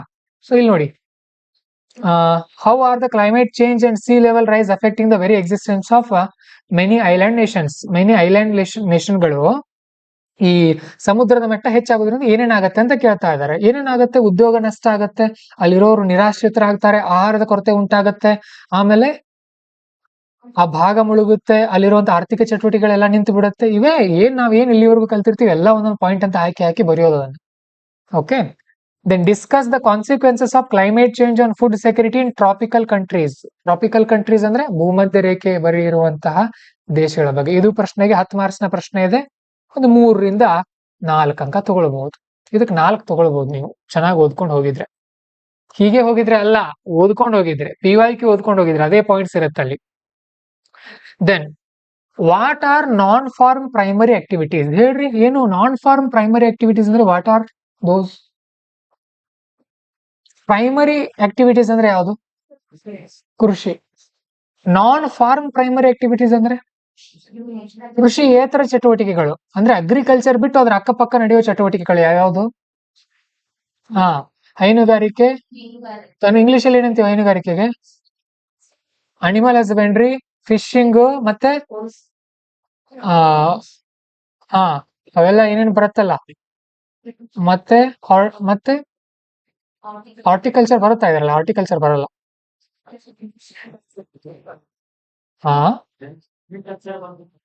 S. Non-farm primary activities are economic pursuits that directly depend on nature. Non-agriculture, forestry, ಕಾಡು ಬೆಳೆಸೋದು, ಫಿಶಿಂಗು, ಮೈನಿಂಗು ಅಂಡ್ ಕ್ವಾರಿಂಗ್, ಇವೆಲ್ಲನೂ ಬರುತ್ತೆ ಇದರಲ್ಲಿ, ಗೊತ್ತಿರಲಿ. ಓಕೆ, ಏನ್ ಕೇಳ್ತಾ ಇದ್ರಲ್ಲಿ? ಮೊದಲು ಪ್ರಶ್ನೆ ಕೇಳಿದ್ದಾರೆ, ಏನಂತ ಕೇಳಿದ್ದಾರೆ. ಇದಕ್ಕೆ 2 ಮಾರ್ಕ್ಸ್ ಇರುತ್ತೆ. ಅದೇನಂತ ನೀವು ಕ್ಲಿಯರ್ ಆಗಿ ಒಂದು ಡೆಫಿನೇಷನ್ ಬರೆದ್ರೆ you will get 2 marks. Then how are these activities related to physiographic features in India? ಭಾರತದ ಭೌಗೋಳಿಕ ಪ್ರದೇಶಕ್ಕೆ ಇವು ಹೇಗೆ ಸಂಬಂಧಪಟ್ಟಿವೆ? Discuss with suitable examples. Suitable example ಜೊತೆಗೆ ಡಿಸ್ಕಸ್ ಮಾಡ್ರಿ ಅಂತ ಹೇಳ್ತಾ ಇದ್ದಾರೆ. ಈಗ ವಿಜಯಪುರದಲ್ಲಿ ಹೋಗಿ ಯಾರಾದ್ರೂ ಮೀನುಗಾರಿಕೆ ಮಾಡ್ತಿರ್ತಾರಾ? ಇಲ್ಲ ಅಲ್ವಾ? ಎಲ್ಲಿರುತ್ತೆ? ಮಂಗಳೂರಲ್ಲಿ, ಉಡುಪಿ ಸೈಡ್ ಮೀನುಗಾರಿಕೆ ಇರುತ್ತೆ. ಇದೇ ಫಿಸಿಯೋಗ್ರಾಫಿಕ್ ಫೀಚರ್ ಅಂದ್ರೆ ಇದೆ. ಎಲ್ಲೆಲ್ಲಿ ಏನೇನಿದೆ ಅದು. ಬಳ್ಳಾರಿಯಲ್ಲಿ ಏನಿರುತ್ತೆ? ಮೈನಿಂಗ್ ಇರುತ್ತೆ ಅಲ್ವಾ? ಆಮೇಲೆ ಮತ್ತೆ ಎಲ್ಲಿ ಉಳಿದಿರೋ ಕಡೆ ಎಲ್ಲ ಏನಿರುತ್ತೆ? ಹೈನುಗಾರಿಕೆ ಇರುತ್ತೆ. ಆ ತರ ಇಷ್ಟೇ, ಮತ್ತೇನಿಲ್ಲ, ಸಿಂಪಲ್. ಪ್ರಶ್ನೆನ ಡಿಫಿಕಲ್ಟ್ ಮಾಡ್ಕೊಳ್ಬೇಡ್ರಿ, ಉತ್ತರ ಕಂಡು ಹಿಡಿಯೋದಕ್ಕೆ. ಇದನ್ನ ಆರಾಮಾಗಿ ಬರಿಬಹುದು, 5 ಅಂಕದವರೆಗೂ ತಗೊಳ್ಬಹುದು ನೀವು ಪ್ರಯತ್ನ ಪಟ್ರೆ. ಬಟ್ 5 ಬೇಡ, 4 ಕೊಡ್ತಾರೆ ಸರ್ ಅನ್ಕೊಳ್ಳೋಣ, 4 ಇರ್ಲಿ. Then discuss the factors for localise linked ಅಲ್ವಾ ಇದು? Discuss the factors for localization agro based food processing industries north west ಇಂಡಿಯಾದಲ್ಲಿದೆ. Discuss the natural resource potentials in Deccan trap. Enumerate the problems and prospects of inland water transport in India. ಅದ್ರ ಬಗ್ಗೆ ಇವುಗಳನ್ನು ಕೂಡ ಕೇಳಿದ್ರು ಹಿಂದೆ. ಇವುಗಳ ಬೇಸ್ ಮೇಲೆ ಇದಕ್ಕೆ ಉತ್ತರ ನಾವು ಬರೀಬಹುದು. ಆಮೇಲೆ ಇನ್ನೊಂದು ಡೈರೆಕ್ಟ್ ಪ್ರಶ್ನೆ ಇದೆ ನೋಡ್ರಿ. Direct explain briefly the ecological and economic benefits of solar energy generation in India with suitable examples. ಎಷ್ಟ್ ಈಸಿ ಪ್ರಶ್ನೆ ನೋಡ್ರಿ. ಯಾಕೆ UPSCಗೆ UPSC ನ ಎಂತ ಎಕ್ಸಾಮ್ ಅಂತಾರೆ? GS ಎಕ್ಸಾಮ್ ಅಂತಾರೆ. ನ್ಯೂಸ್ ಪೇಪರ್ ಅಲ್ಲಿ ಬರುತ್ತಲ್ಲ, explain brightly the ecological economic benefits of solar energy generation in India with suitable examples. Ecological examples 5 ಬರೀರಿ, ಎಕನಾಮಿಕ್ ಎಕ್ಸಾಂಪಲ್ಸ್ 5 ಬರೀರಿ, ಆಯ್ತು. ಸೌರಶಕ್ತಿಯ ಉತ್ಪಾದನೆಯಿಂದ ಯಾರ್ಯಾರಿಗೆ ಏನೇನಾಗುತ್ತೆ ಅಂತ ಬರೆಯೋದಷ್ಟೇ. ಒಂದು 80% ಪಾಸಿಟಿವ್ ಇರಲಿ, 20% ನೆಗೆಟಿವ್ ಇರಲಿ, ಒಂದು 2-3 ಪಾಯಿಂಟ್ ನೆಗೆಟಿವ್ ಕೂಡ ಬರೀಬೇಕಾಗುತ್ತೆ. ಏನ್ ನೆಗೆಟಿವ್ ಹೇಳ್ತೀರಿ? ಇನ್ವೆಸ್ಟ್ಮೆಂಟ್, ಹೈ ಇನ್ವೆಸ್ಟ್ಮೆಂಟ್ ಕಾಸ್ಟ್ ಅದೊಂದಾಗುತ್ತೆ. ರೀಸೈಕಲ್ ಆಗುತ್ತಲ್ಲ, ಪಾಸಿಟಿವ್ ಅದು. ಮತ್ತೆ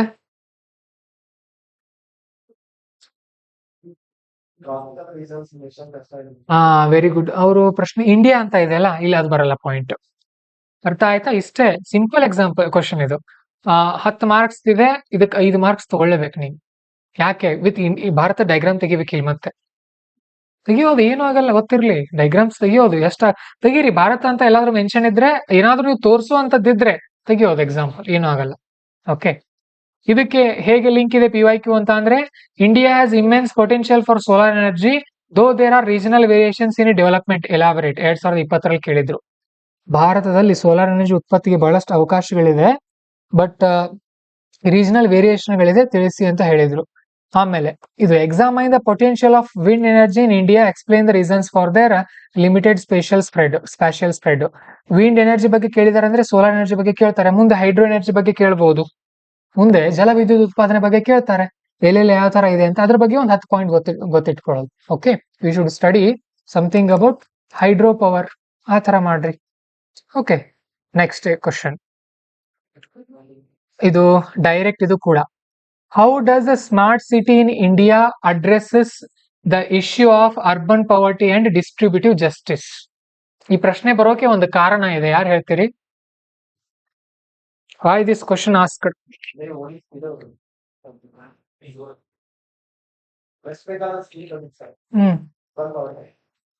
ಇಲ್ಲ, ಇರಬಹುದು, ಆದ್ರೂ ಇನ್ನೂ ಒಂದು ಪವರ್ಫುಲ್ ರೀಸನ್ ಹೇಳ್ರಿ. ಆನ್ಲೈನ್ ಅವ್ರು ಯಾರಾದ್ರೂ ಹೇಳ್ತೀರಿ?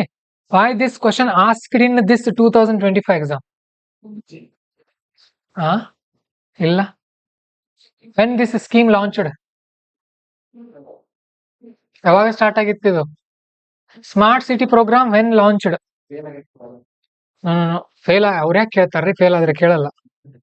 When the smart city program started in India? 2015. ಎಷ್ಟು ವರ್ಷ ಆಯ್ತು? 10 ವರ್ಷ. 10 ವರ್ಷದ ಬರ್ತ್ಡೇಗೆ ಕೇಳಿದಾರೆ. ಅದಕ್ಕೆ ನೆನ್ಪಿಟ್ಕೊಡ್ರಿ, they will ask 5 year, 10 year, 25 year, 50 year, 75 year, 100 year, ಈ ತರ ಪ್ರಶ್ನೆ ಕೇಳ್ತಿರ್ತಾರೆ. ಇವು ಗೊತ್ತಿರ್ಬೇಕು ನಮಗೆ. ಅದ್ ಹೇಗೆ ಗೊತ್ತಾಗತ್ತೆ ಸರ್? ನ್ಯೂಸ್ ಪೇಪರ್ ಅಲ್ಲಿ ಹೆಡ್ಡಿಂಗ್ ಬರುತ್ತೆ, ಏನಂದ್ರೆ smart cities program completed 10 years, heading ಬಂದಿರುತ್ತೆ. ಅವಾಗ ಓಹೋ, ಸ್ಮಾರ್ಟ್ ಸಿಟೀಸ್ ಬಗ್ಗೆ ಇಂಪಾರ್ಟೆಂಟ್ ಅಂತ ತಿಳ್ಕೊಳ್ಬೇಕು ನೀವು. ಓಕೆ, 2014-15 ಲಾಂಚ್ ಆಗಿರುವಂತ ಪ್ರೋಗ್ರಾಮ್ ಇದು, ನೆನ್ಪಿಟ್ಕೊಳ್ರಿ. ಇದು ಕೂಡ ಲಿಂಕ್ ಇದೆ. ಪ್ರಶ್ನೆ ಏನ್ ಕೇಳ್ತಾ ಇದ್ದಾರೆ ನೋಡ್ರಿ, ಸಿಂಪಲ್ ಇದೆ.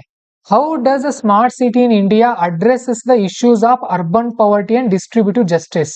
ನಗರ ಬಡತನ ಮತ್ತು ಈ ಹಂಚಿಕೆ ಅಥವಾ ವಿತರಣೆಯ ನ್ಯಾಯ ಏನಿದೆಯಲ್ಲ, ಅದನ್ನ ಹೇಗಿದು ಪರಿಹರಿಸುತ್ತೆ ಅಂತ ಕೇಳ್ತಾ ಇದ್ದಾರೆ.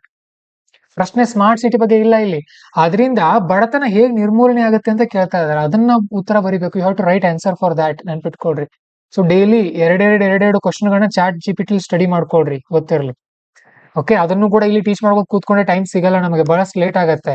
ಈಸಿಯಾಗಿ ನಿಮ್ಗೆ ತೋರಿಸ್ತೀನಿ ನಾನು ಯಾವ ತರ ಪ್ರಶ್ನೆ ಕೇಳೋದು ಚಾಟ್ GPT-ನ. ಇದನ್ನ ಕಾಪಿ ಮಾಡ್ಕೊಳ್ಳೋದು, ಕಾಪಿ ಮಾಡ್ಕೊಂಡು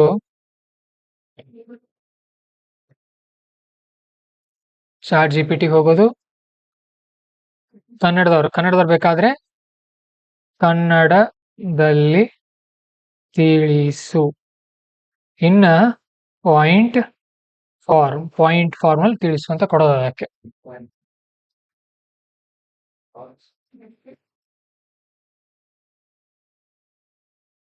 ನೋಡಿ ಎಷ್ಟು ಈಸಿ ಇದೆ ನೋಡ್ರಿ. ಇದೆಲ್ಲ ನಿಮ್ಗೆ ಗೊತ್ತಿರೋದೆ. ಎಷ್ಟು ಪಾಯಿಂಟ್ ಕೊಡ್ತು ನೋಡ್ರಿ ಅದು? 1, 2, 3, 4, 5, 6, 7, 8 ಪಾಯಿಂಟ್ ಸಾಕು ನಮಗೆ. 4 ಮಾರ್ಕ್ ಕೊಡ್ತಾರೆ. ಇದರಿಂದ ಏನಾಗುತ್ತೆ? ಸ್ಮಾರ್ಟ್ ಸಿಟಿಯಿಂದ ಮೂಲಭೂತ ಸೌಲಭ್ಯಗಳು ಸಿಕ್ಕತ್ತೆ ಎಲ್ರಿಗೂ. ಚೆನ್ನಾಗಿ ಕುಡಿಯೋ ನೀರು ಸಿಗುತ್ತೆ. ನಿಕಾಶ್ ವ್ಯವಸ್ಥೆ ಅಂದ್ರೆ ನಂಗೂ ಗೊತ್ತಿಲ್ಲ, ಪಾಪ ಅದೇನೋ ಹುಡುಕ್ ಕೊಟ್ಟಿದೆ. ವಿಕಾಸ ಅಲ್ಲ, ಅಲ್ಲ ಏನೋ ಇರ್ಬೋದು, ವಿದ್ಯುತ್ ಇರ್ಬೋದು, ಆಮೇಲೆ ಗೃಹ ನಿರ್ಮಾಣ, ಹಿಂದುಳಿದ ವರ್ಗಗಳಿಗೆ ಆದ್ಯತೆ ಸಿಗುತ್ತೆ. First point. ಅಫೋರ್ಡೆಬಲ್ ಹೌಸಿಂಗ್, ಇದನ್ನ ಹೀಗೆ ಬರಿಬಹುದು ಅಥವಾ ಏನ್ ಬರಿಬಹುದು, ಕಡಿಮೆ ಬೆಲೆಯಲ್ಲಿ ಮನೆ, ಬಡವರಿಗೆ ಸಮರ್ಪಕ ಮನೆಗಳನ್ನು ನಿರ್ಮಿಸಿ ಬೀದಿ ನಿವಾಸವನ್ನ ಕಡಿಮೆ ಮಾಡುವುದು. ಇದೇ ಬೀದಿ ನಿವಾಸ ಅನ್ಬಾರ್ದು, ನೀವು ಬೀದಿ ಬದಿಯಲ್ಲಿ ವಾಸ ಅನ್ಬೇಕು. ಡಿಜಿಟಲ್ ಇನ್ಕ್ಲೂಷನ್, ಉಚಿತ ವೈಫೈ, ಇ ಗವರ್ನೆನ್ಸ್ ಸೇವೆಗಳ ಮೂಲಕ ಬಡವರಿಗೆ ತ್ವರಿತ ಸೇವಾ ಪ್ರವೇಶ. ಗವರ್ನೆನ್ಸ್ ನ ಇದು ಬರಲ್ಲ ಇಲ್ಲಿ. ಓಕೆ. ಜೀವನೋಪಾಯದ ಅವಕಾಶ, ಬಹಳಷ್ಟು ಉದ್ಯೋಗಗಳು ಸಿಗುತ್ತೆ ಅವರಿಗೆ, ಸಾರಿಗೆ ಸೌಲಭ್ಯ ಸಿಗುತ್ತೆ, ಪರಿಸರ ಸಂರಕ್ಷಣೆ ಆಗುತ್ತೆ, ಸಾಮಾಜಿಕ ನ್ಯಾಯ, ಅಂಗವಿಕಲರಿಗೆ ಇವರಿಗೆಲ್ಲ ವಿಶೇಷ ಯೋಜನೆಗಳನ್ನ ಮಾಡ್ತಾರೆ, ಸಮಗ್ರ ಯೋಜನೆ, ಬಡವರಿಗೆ ಸಮಾನವಾದಂತ ಅವಕಾಶಗಳನ್ನ ಮಾಡಿಕೊಡ್ತಾರೆ. ನೋಡಿ ಎಷ್ಟು ಈಸಿ. ಈಗಿನ ಕಾಲದಲ್ಲಿ ಮೇನ್ಸ್ ಅನ್ನೋದು ತುಂಬಾ ಈಸಿ. UPSCಗೆ ಮೇನ್ಸ್ ಅನ್ನೋ ಡಿಫಿಕಲ್ಟ್ ಎಕ್ಸಾಮ್ ಅಲ್ವೇ ಅಲ್ಲ ಈಗ. ಯಾಕಂದ್ರೆ ಎಲ್ಲ ನೀವು ಚಾಟ್ GPT ಅಲ್ಲೇ ಸಿಗುತ್ತೆ ನಿಮ್ಗೆ ಪಾಯಿಂಟ್ಸ್. ಚಾಟ್ GPT ಏನ್ ಕೊಡುತ್ತೆ ಅದನ್ನ ಬಿಟ್ಟು ಎಕ್ಸ್ಟ್ರಾ 2 ಪಾಯಿಂಟ್ ಬರೆದ್ರೆ ಮುಗೀತು, ನೀವೇ ಟಾಪರ್ ಅಷ್ಟೇ. ಆದ್ರೆ ಸ್ಪೀಡ್ ಆಗಿ ಬರೆಯೋ ಕೌಶಲ ಬರ್ಬೇಕು ನಿಮ್ಗೆ ಅಷ್ಟೇ. ಎಲ್ರಿಗಿಂತ ಸ್ಪೀಡ್ ಆಗಿ ಕಡಿಮೆ ಪದಗಳು ಬರೆಯೋ ಸಾಮರ್ಥ್ಯ ಇರಬೇಕು, ಅಲ್ಲಿ ಫೇಲ್ ಆಗ್ತಾರೆ ವಿದ್ಯಾರ್ಥಿಗಳು. ಓಕೆ. ಸೊ ಇದು ಎಲ್ಲಿಂದ ಕೇಳಿದ್ರು, ಇದನ್ನು ಕೂಡ ಹಿಂದೆ ಕೇಳಿದ್ರು. With bright background of quality of urban life in India, introduce the objectives and strategy of smart city program. ಇದ್ರ ಅಬ್ಜೆಕ್ಟಿವ್ಸ್ ನೋಡ್ರಿ, ಗುರಿಗಳೇನು, ಸ್ಟ್ರಾಟಜಿ. ಗುರಿಗಳೇನಿರುತ್ತೆ ಇದ್ರದ್ದು, ಬಡತನ ನಿರ್ಮೂಲನೆ ಅಲ್ವಾ, ಅದರೊಂದು ಗುರಿ ಆಗಿತ್ತು, ಅದನ್ನ ಹೇಗ್ ಮಾಡತ್ತೆ ಅಂತ ಕೇಳ್ತಾ ಇದಾರೆ ಈಗ. Does urbanization led to more segregation and or marginalization of the poor in India metropolises political cities. ಅಂದ್ರೆ ಈ ನಗರೀಕರಣದಿಂದ ಬಡವರಿಗೆ ಅನುಕೂಲ ಆಯ್ತಾ ನಷ್ಟ ಆಯ್ತಾ ಅಂತ 2023 ಬಂದಿತ್ತು ಪ್ರಶ್ನೆ. ಆಕ್ಚುಲಿ ಈ ವರ್ಷದ ಪ್ರಶ್ನೆಗಳು ತುಂಬಾ ಈಸಿ ಇದೆ, ಸರಳವಾಗಿ ಅರ್ಥ ಆಗುತ್ತೆ. ಹಿಂದಿನ ಪ್ರಶ್ನೆಗಳೇ ಡಿಫಿಕಲ್ಟ್ ಇದೆ ಹಾಗೆ ನೋಡಿದ್ರೆ. ಸೊ ಇದು ಸ್ಮಾರ್ಟ್ ಸಿಟಿ ಪ್ರೋಗ್ರಾಮ್ಗೆ ನೀವು ಕನಿಷ್ಠ 4 ಮಾರ್ಕ್ಸ್ ತಗೊಳ್ಳೇಬೇಕು, ನೆನ್ಪಿಟ್ಕೊಳ್ರಿ. ದೆನ್ ಇದು ಡೈರೆಕ್ಟ್ ಕ್ವಶನ್, ಇದು ಕೂಡ ಒಂದು. Do you think globalization results in only an aggressive consumer culture? Justify your answer. ನೇರವಾದ ಪ್ರಶ್ನೆ ಕೇಳ್ತಾ ಇದ್ದಾರೆ. ಗ್ಲೋಬಲೈಸೇಷನ್ ನಿಂದ ಕನ್ಸ್ಯೂಮರ್ ಕಲ್ಚರ್ ಅಗ್ರೆಸಿವ್ ಆಗುತ್ತಾ? ಕನ್ಸ್ಯೂಮರ್ ಕಲ್ಚರ್ ಮೀನ್ಸ್ ಕೊಳ್ಳುಬಾಕ ಸಂಸ್ಕೃತಿ. ಅಗತ್ಯ ಇದೆಯೋ ಇಲ್ವೋ ಒಟ್ನಲ್ಲಿ ಖರೀದಿ ಮಾಡೋದು, never thinking of need or unnecessary things, just buying, ಅದನ್ನ ಕನ್ಸ್ಯೂಮರಿಸಮ್ ಅಂತ ಕರೀತಾರೆ. Justify your answer. ಅವ್ರು ಕೇಳ್ತಾರೆ, ನೀವು ಮೊದಲೇ ಬರಿಬೇಕು, ಎಸ್ ಆರ್ ನೋ ಅಂತ ಬರಿಬೇಕು ನೀವು ಮೊದಲು. ಯಾಕಂದ್ರೆ ಹೇಳ್ತಾ ಇದ್ರು ಅವರು, ಎಸ್ ನಾನು ಒಪ್ಪುತ್ತೇನೆ ಅಂತ ಬರೆದು ಒಂದು 6 ಪಾಯಿಂಟ್ ಎಸ್ ಅಂತ ಬರೀರಿ, 1-2 ಪಾಯಿಂಟ್ ನೋ ಅಂತ ಬರೀರಿ. ಯಾಕಂದ್ರೆ ಇಲ್ದೇನೂ ಇರ್ಬೋದಲ್ವಾ, ಈಗ ಎಲ್ರು ಕನ್ಸ್ಯೂಮರೇ ಆಗ್ತಾರ, ಕೆಲವೊಬ್ರು ಥಿಂಕ್ ಮಾಡ್ತಾರಲ್ವಾ, ಆ ತರ ಅವಕಾಶಗಳು ಜಾಸ್ತಿ ಸಿಗತ್ತೆ. ಸರಿ, ಇಂಡಿಯನ್ ಸೊಸೈಟಿ ಆಗಿರೋರಿಗೆ ಗೊತ್ತಿರುತ್ತೆ, ಇಂಡಿಯನ್ ಸೊಸೈಟಿ ನಡೀತಾ ಇದೆಯಲ್ಲ ನಿಮ್ಗೆ ಈಗ. ಎಸ್. ದೆನ್ ಇಲ್ಲಿ ಅದಕ್ಕೆ PYQ ಯಾವ ತರ ಲಿಂಕ್ ಇದೆ ನೋಡ್ರಿ. Is diversity and pluralism in India under threat to globalization? Justify your answer. 2020 ಬಂದಿತ್ತು ಗ್ಲೋಬಲೈಸೇಷನ್ ಬಗ್ಗೆ ಟಾಪಿಕ್.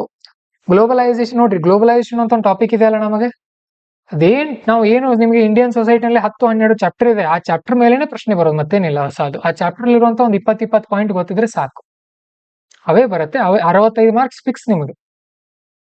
ಎಷ್ಟು ವೇಗವಾಗಿ ಬರೀತೀರಿ ಅದು ಇಂಪಾರ್ಟೆಂಟ್. ಸರಿ. Then generally say to promote cultural homogeneous, but due to these cultural specificities appear to be strengthened in Indian society. Elucidate. To what extent has globalization influenced the core of cultural diversity in India? 2016 globalisation ಇಂದ ನಮ್ಮ ಸಂಸ್ಕೃತಿ ವೈವಿಧ್ಯತೆ ಹೇಗಾಯ್ತು ಅಂತ ಕೇಳ್ತಾ ಇದ್ದಾರೆ. Discuss the positive and negative effects of globalisation on women in India. 2017 ಕೇಳಿದ್ರು. Simple ಪ್ರಶ್ನೆಗಳು. ದೆನ್ ಇದು ಕೂಡ ನೀವು ಡೈರೆಕ್ಟ್ ಪ್ರಶ್ನೆ ಇದೆ, ಇಲ್ಲೂ ಕೂಡ ನೀವು 4 ಅಂಕಗಳನ್ನ ಈಸಿಯಾಗಿ ತೆಗೆದುಕೊಳ್ಳಬಹುದು. ದೆನ್ ಇದು Mahatma Jyotirao Phule's writings and efforts of social reform touched issues of almost all subaltern classes. Discuss 250 words, 250 words. Jyotiba Phule ಅವರು ಒಂದು ಪ್ರೋಗ್ರಾಮ್ ಸ್ಟಾರ್ಟ್ ಮಾಡಿದ್ರಲ್ಲ, ಯಾವುದು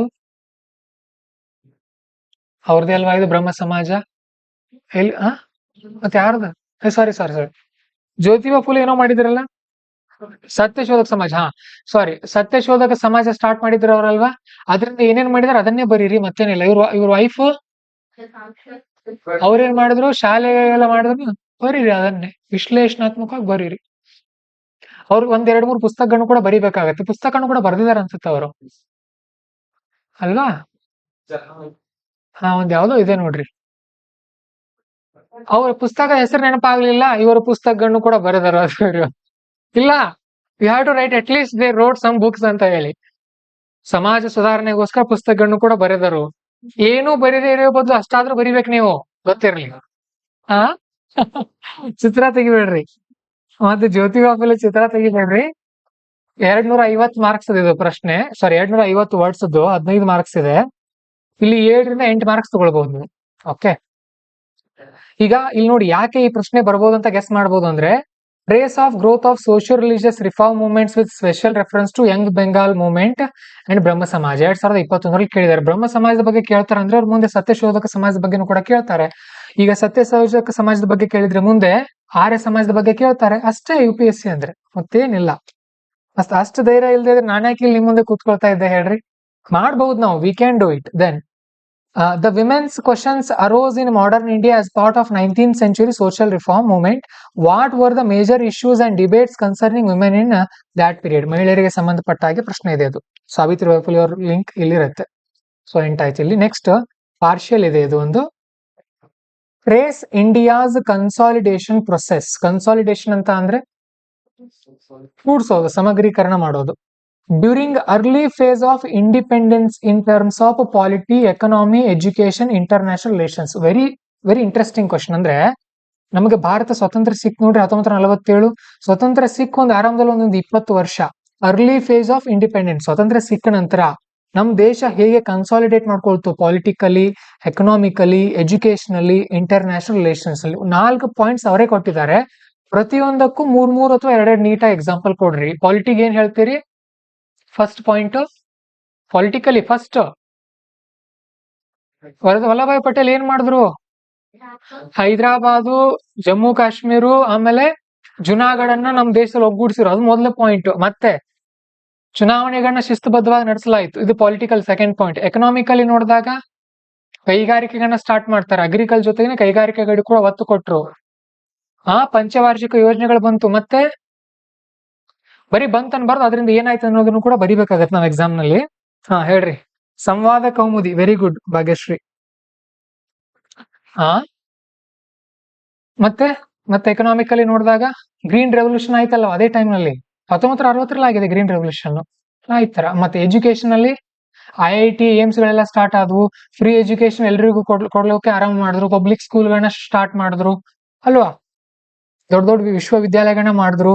ಇಂಟರ್ನ್ಯಾಷನಲ್ ರಿಲೇಷನ್ಸ್ ನಲ್ಲಿ ಅಲಿಪ್ತ ನೀತಿ ಬರ್ಲೇಬೇಕು, ಫಸ್ಟ್ ಪಾಯಿಂಟ್. ಆಮೇಲೆ ಇಂಡಿಯಾ ಚೀನಾ ಬಾಯಿ ಮಾಡಿದ್ರು, ಆಗ್ಲಿಲ್ಲ. ರಷ್ಯಾ ಜೊತೆ ಒಳ್ಳೆ ಸಂಪರ್ಕ ಬೆಳೆಸ್ಕೊಂಡ್ರು. ಇವೇ ಪಾಯಿಂಟ್ಸ್. ನಿಮಗೆ ನಿಜ ಹೇಳ್ತೀನಿ, UPSC ಮೇನ್ಸ್ ಅಂದ್ರೆ ಬಾಯ್ ಹಾಟ್ ಮಾಡೋದು ಏನೂ ಇರಲ್ಲ. ಆರಾಮಾಗಿ ನಾವ್ ಏನ್ ಕ್ಲಾಸ್ ಒಳಗೆ ಹೇಳಿರ್ತೀವಿ ನೋಡ್ರಿ, ಅದೇ ಪಾಯಿಂಟ್ಸ್ ಅಲ್ಲಿ. ಇದನ್ನೆಲ್ಲ ನಾವೇನಾದ್ರು ನೋಡ್ಕೊಂಡ್ ಬಂದಿದೀವಾ? ಅಗತ್ಯನೇ ಇಲ್ಲ. ಸ್ವಲ್ಪ ಚಾಟ್ GPT ನೋಡ್ರಿ, ಆಮೇಲೆ ಮತ್ತೆ ಕನ್ಫರ್ಮ್ ಮಾಡ್ಕೊಡ್ರಿ. ಸರ್ ನೀವ್ ಹೇಳಿದ್ರಿ, ನೀವ್ ಹೇಳಿದಲ್ಲಿ ಬರ್ಲಿಲ್ಲ ಅನ್ಬಿಡ್ರಿ. ಸರಿ, ಕನ್ಫರ್ಮ್ ಮಾಡ್ಕೊಡ್ರಿ. ಸರಿ, ಇದ್ ಯಾಕೆ ಬಂದಿದೆ ನೋಡಿ. ಇದಕ್ಕೆ 9 ಮಾರ್ಕ್ಸ್ ತಗೊಳ್ಬೇಕು ನೀವು. 15 ಮಾರ್ಕ್ಸ್ ನ ಪ್ರಶ್ನೆ ಇದೆ ಇದು. 3 ಪೇಜ್ ಬರೀತೀರಿ. 3 ಪೇಜ್ಗೆ 3 ಮಾರ್ಕ್ಸ್ ಬರ್ಲೇಬೇಕು ಇಲ್ಲಿ.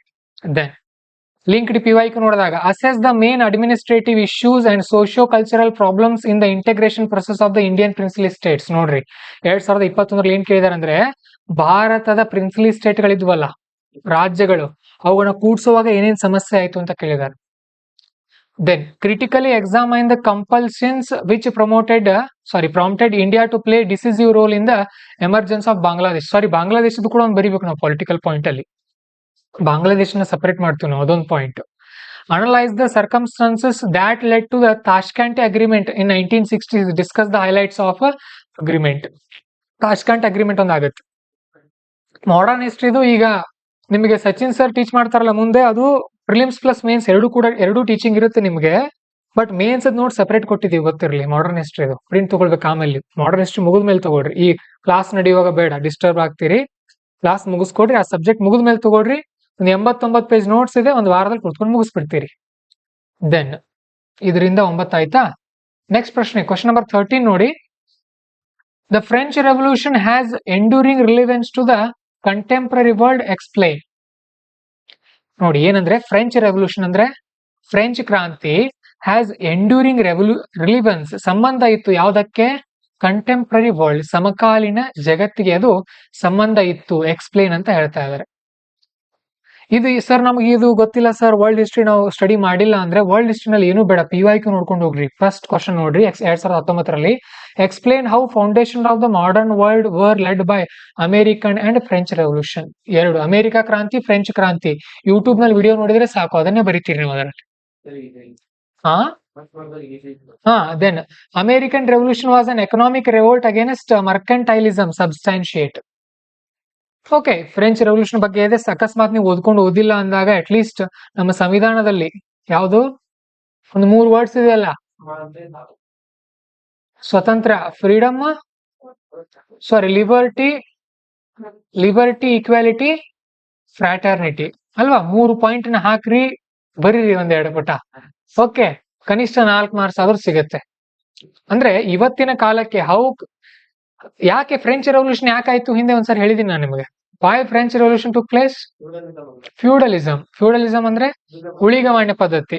ಹೊಲ ಒಬ್ರದ್ದು ಇರ್ತಾ ಇತ್ತು, ದುಡಿಯೋರು ದುಡಿತಾನೆ ಇರೋದು, ಅವ್ರು ಶ್ರೀಮಂತರ ಆಗ್ತಾ ಇರಲಿಲ್ಲ. ಆ ಕಾರಣಕ್ಕಾಗಿ ತುಂಬಾ ಚೆನ್ನಾಗಿದೆ, ಯೂಟ್ಯೂಬ್ ನಲ್ಲಿ ಸರ್ಚ್ ಮಾಡ್ರಿ, ಅದ್ ನಿಮ್ಗೆ ಹೋಮ್ವರ್ಕ್ ಇವತ್ತು. ಫ್ರೆಂಚ್ ರೆವಲ್ಯೂಷನ್ ಬಗ್ಗೆ ನೋಡ್ಕೊಡ್ರಿ ಒಂದ್ ಸ್ವಲ್ಪ, ಬರೀ ನಮಗೆ ಗೊತ್ತಿರೋ ಪಾಯಿಂಟ್ಸ್ ಬರೀಬಹುದು. Okay, very good Manohar. Then ಇದಕ್ಕೆ 4 ಆಯ್ತಾ? ನೆಕ್ಸ್ಟ್ ಕ್ವಶನ್ ನಂಬರ್ 14 ನೋಡ್ರಿ. Give a geographical explanation of the distribution of offshore oil reserves of the world. How are they different from onshore occurrence of oil reserve. Oil reserve ಗಳ ಬಗ್ಗೆ ಇದೆ. ಆಮೇಲೆ geographical explanation of the distribution of offshore oil reserve. Offshore ಅಂತ ಅಂದ್ರೆ ನೆಲದ ಮೇಲೆ, ಸಮುದ್ರದಿಂದ ದೂರ ಇರುತ್ತಲ್ಲ, ಅವುಗಳು ಎಲ್ಲೆಲ್ಲಿವೆ, ಜಿಯೋಗ್ರಫಿಕಲ್ ಎಕ್ಸ್ಪ್ಲನೇಷನ್ ಕೊಡ್ರಿ ಅಂತ ಹೇಳ್ತಾ ಇದ್ದಾರೆ. How are the different from onshore occurrences of oil reserve. ಸಮುದ್ರದ ತಟದಲ್ಲಿರೋದಕ್ಕೂ ಅವುಗಳಿಗೂ ವ್ಯತ್ಯಾಸ ಏನಿದೆ ಅಂತ ಕೇಳ್ತಾ ಇದ್ದಾರೆ. ಇದು ಯಾಕೆ ಬಂದಿದೆ ಅಂದ್ರೆ ಹಿಂದೆ ನೋಡ್ರಿ, discuss multi dimensional implication of uneven distribution of mineral oil in India. Uneven distribution ಅಂದ್ರೆ ಏನು? ಅಸಮಾನ, ಕೆಲವೊಂದು ಸಮುದ್ರ ತಟದಲ್ಲಿರುತ್ತೆ, ಕೆಲವೊಂದು ಲ್ಯಾಂಡ್ ಮೇಲೆ ಇರುತ್ತೆ.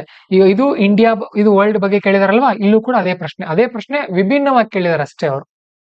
ಓಕೆ, ಆಮೇಲೆ ಮತ್ತೆ petroleum refineries are not necessarily located near the crude oil producing areas, particularly in many of the developing countries. Explain its implications. ಮತ್ತೆ ಅದೇ ಪ್ರಶ್ನೆ ಇದು. Crude oil